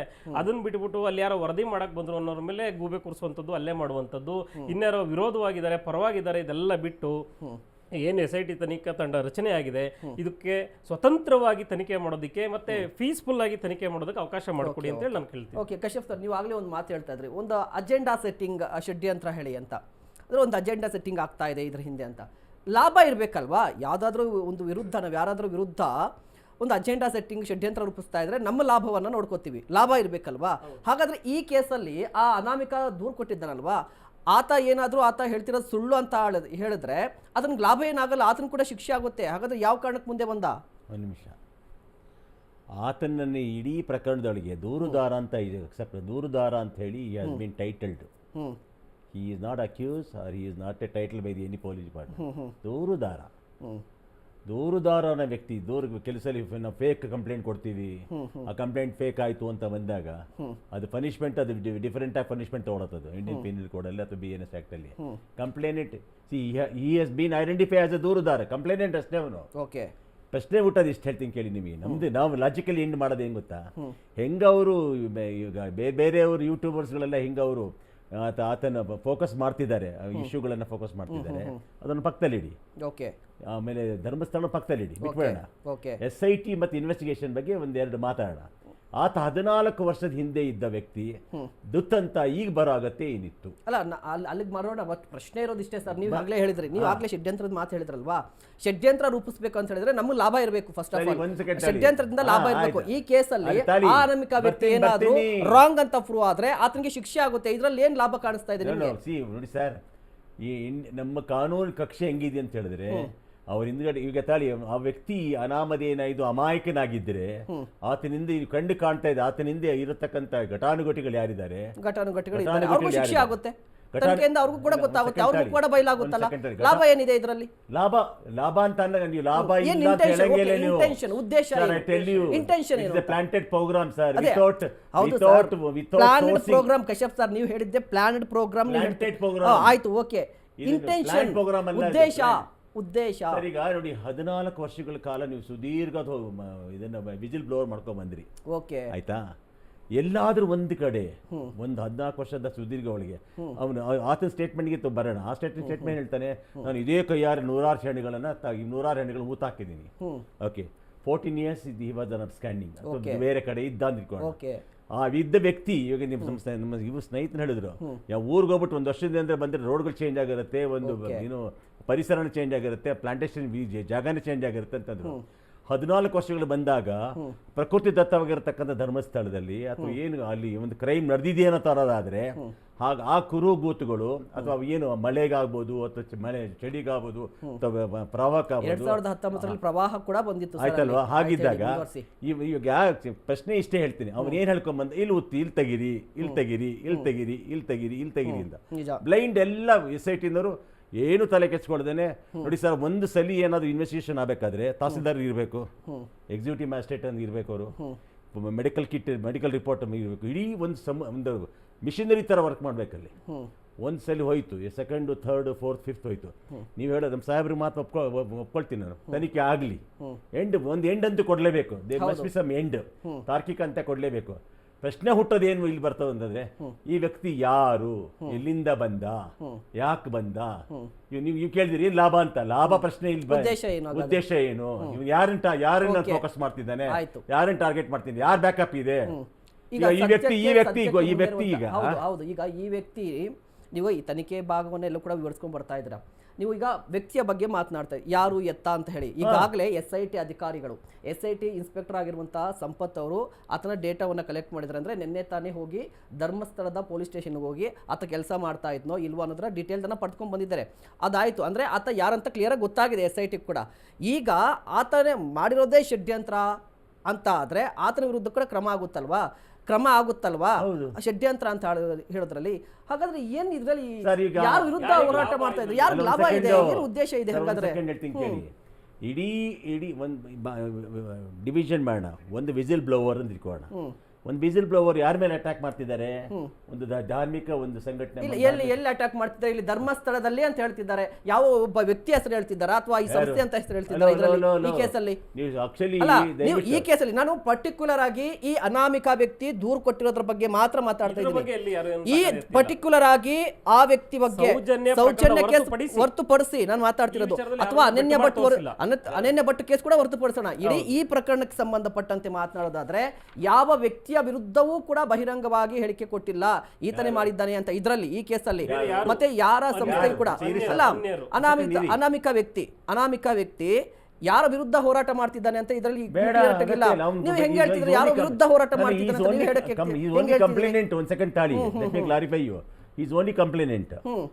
ಕಂಪ್ಲೇಂಟ್ ಇವಾಗ SIT ಏನು ಆಯ್ತು, ಅದನ್ನ ಧಾರ್ಮಿಕ ಸಂಘಟನೆ ಧರ್ಮಸ್ಥಳ ಏನಿದೆ ಅವರು ಕೂಡ ಒಂದು ರಿಕ್ವೆಸಿಷನ್ ತಗೊಂಡು ಅವರು ಕೂಡ ಒಂದು ಅಪೀಲ್ ಮಾಡ್ಕೊಂಡು ಸರ್ಕಾರಕ್ಕೆ ಒಂದು SIT ಮಾಡಿ ನಮ್ಮನ್ನ ಶಾಪ ವಿಮುಕ್ತಿ ಮಾಡಿ ಅಂತೇಳಿ ಕೊಟ್ಟಿದ್ದಾರೆ ಅವರು. ಆಯ್ತಲ್ವಾ? ಸಡನ್ SIT ಈ ಒಂದು ಒಂದು ಟೋಟಲ್ ಫ್ರೇಮ್ ಒಳಗೆ ಕ್ಯಾರೆಕ್ಟರ್ಗಳು ಎಂಟ್ರಿ ಆಯ್ತು ನೋಡಿ. ಈ ಕ್ಯಾರೆಕ್ಟರ್ ಎಂಟ್ರಿ ಆಗಿದ್ದು ಆಮೇಲೆ, ಈ ಕ್ಯಾರೆಕ್ಟರ್ ಎಂಟ್ರಿ ಆಗಿದೆ ಯಾವಾಗ ನಾವು SIT ಫಾರ್ಮೇಶನ್ ಮಾಡಿ ಕ್ಯಾರೆಕ್ಟರ್ SIT ಫ್ರೇಮ್ ಆದಾಗ ಈ ಎಂಟ್ರಿ ಬಂತು. ಕ್ಯಾರೆಕ್ಟರ್ ತಗೊಂಡು ಒಂದು ಬ್ಯಾಗ್ ತಗೊಂಡು ಆಗಿದೆ ರಾಂಗ್ ಅನ್ನೋ ತರ ಆಗ್ಬಾರ್ದಲ್ಲ ಅಂತ ನಾನು ಹೇಳ್ತಿರೋದಷ್ಟೇ. ಅಲ್ಲ, agree. Okay thank you so much sir ಕಾರ್ಯಕ್ರಮದ ಬಗ್ಗೆ. Thank you so much sir. ವೀಕ್ಷಕರೇ ನೋಡಿ, ಇಡೀ ಪ್ರಕರಣ ಸೌಜನ್ಯ ಕೇಸನ್ನ ಹೊರತುಪಡಿಸಿ ನೋಡೋದಾದ್ರೆ ಈ ಅನಾಮಿಕ ವ್ಯಕ್ತಿ ಬಂದು ದೂರು ಕೊಟ್ಟಿದ್ದಾನೆ, SIT ತನಿಖೆ ನಡೀತಾ ಇದೆ. ಇದರ ನಡುವೆ ಗಲಾಟೆ ಆಗಿದ್ದು ಎಷ್ಟು ಸರಿ ಅನ್ನೋದು ಜೊತೆಗೆ ಇದು ಇನ್ನೂ ಕೂಡ ಆರಂಭನ. ಕಾರಣ ಏನು ಅಂತ ಹೇಳಿದ್ರೆ ಧರ್ಮಸ್ಥಳ ಮತ್ತು ಮಂಗಳೂರು ದಕ್ಷಿಣ ಕನ್ನಡದ ಪರಿಸ್ಥಿತಿ ಹೇಗಿದೆ ಅಂತ ಎಲ್ಲರೂ ಕೂಡ ಗೊತ್ತಿದೆ. ಇಂತಹ ಸಂದರ್ಭದಲ್ಲಿ ಈ ಗಲಾಟೆ ನಡೆದಿದ್ದು ಎಷ್ಟು ಸರಿ ಎನ್ನುವ ಪ್ರಶ್ನೆಯೊಂದಿಗೆ ಇದಾಗಿ ತೀಕ್ಷಣದ ವಿಶೇಷ. ನೋಡ್ತಾ ಇರಿ ಅಶ್ವವೇಗ ನ್ಯೂಸ್, ಇದು ಸತ್ಯಾನ್ವೇಷಣೆಯ ಓಟದಲ್ಲಿ.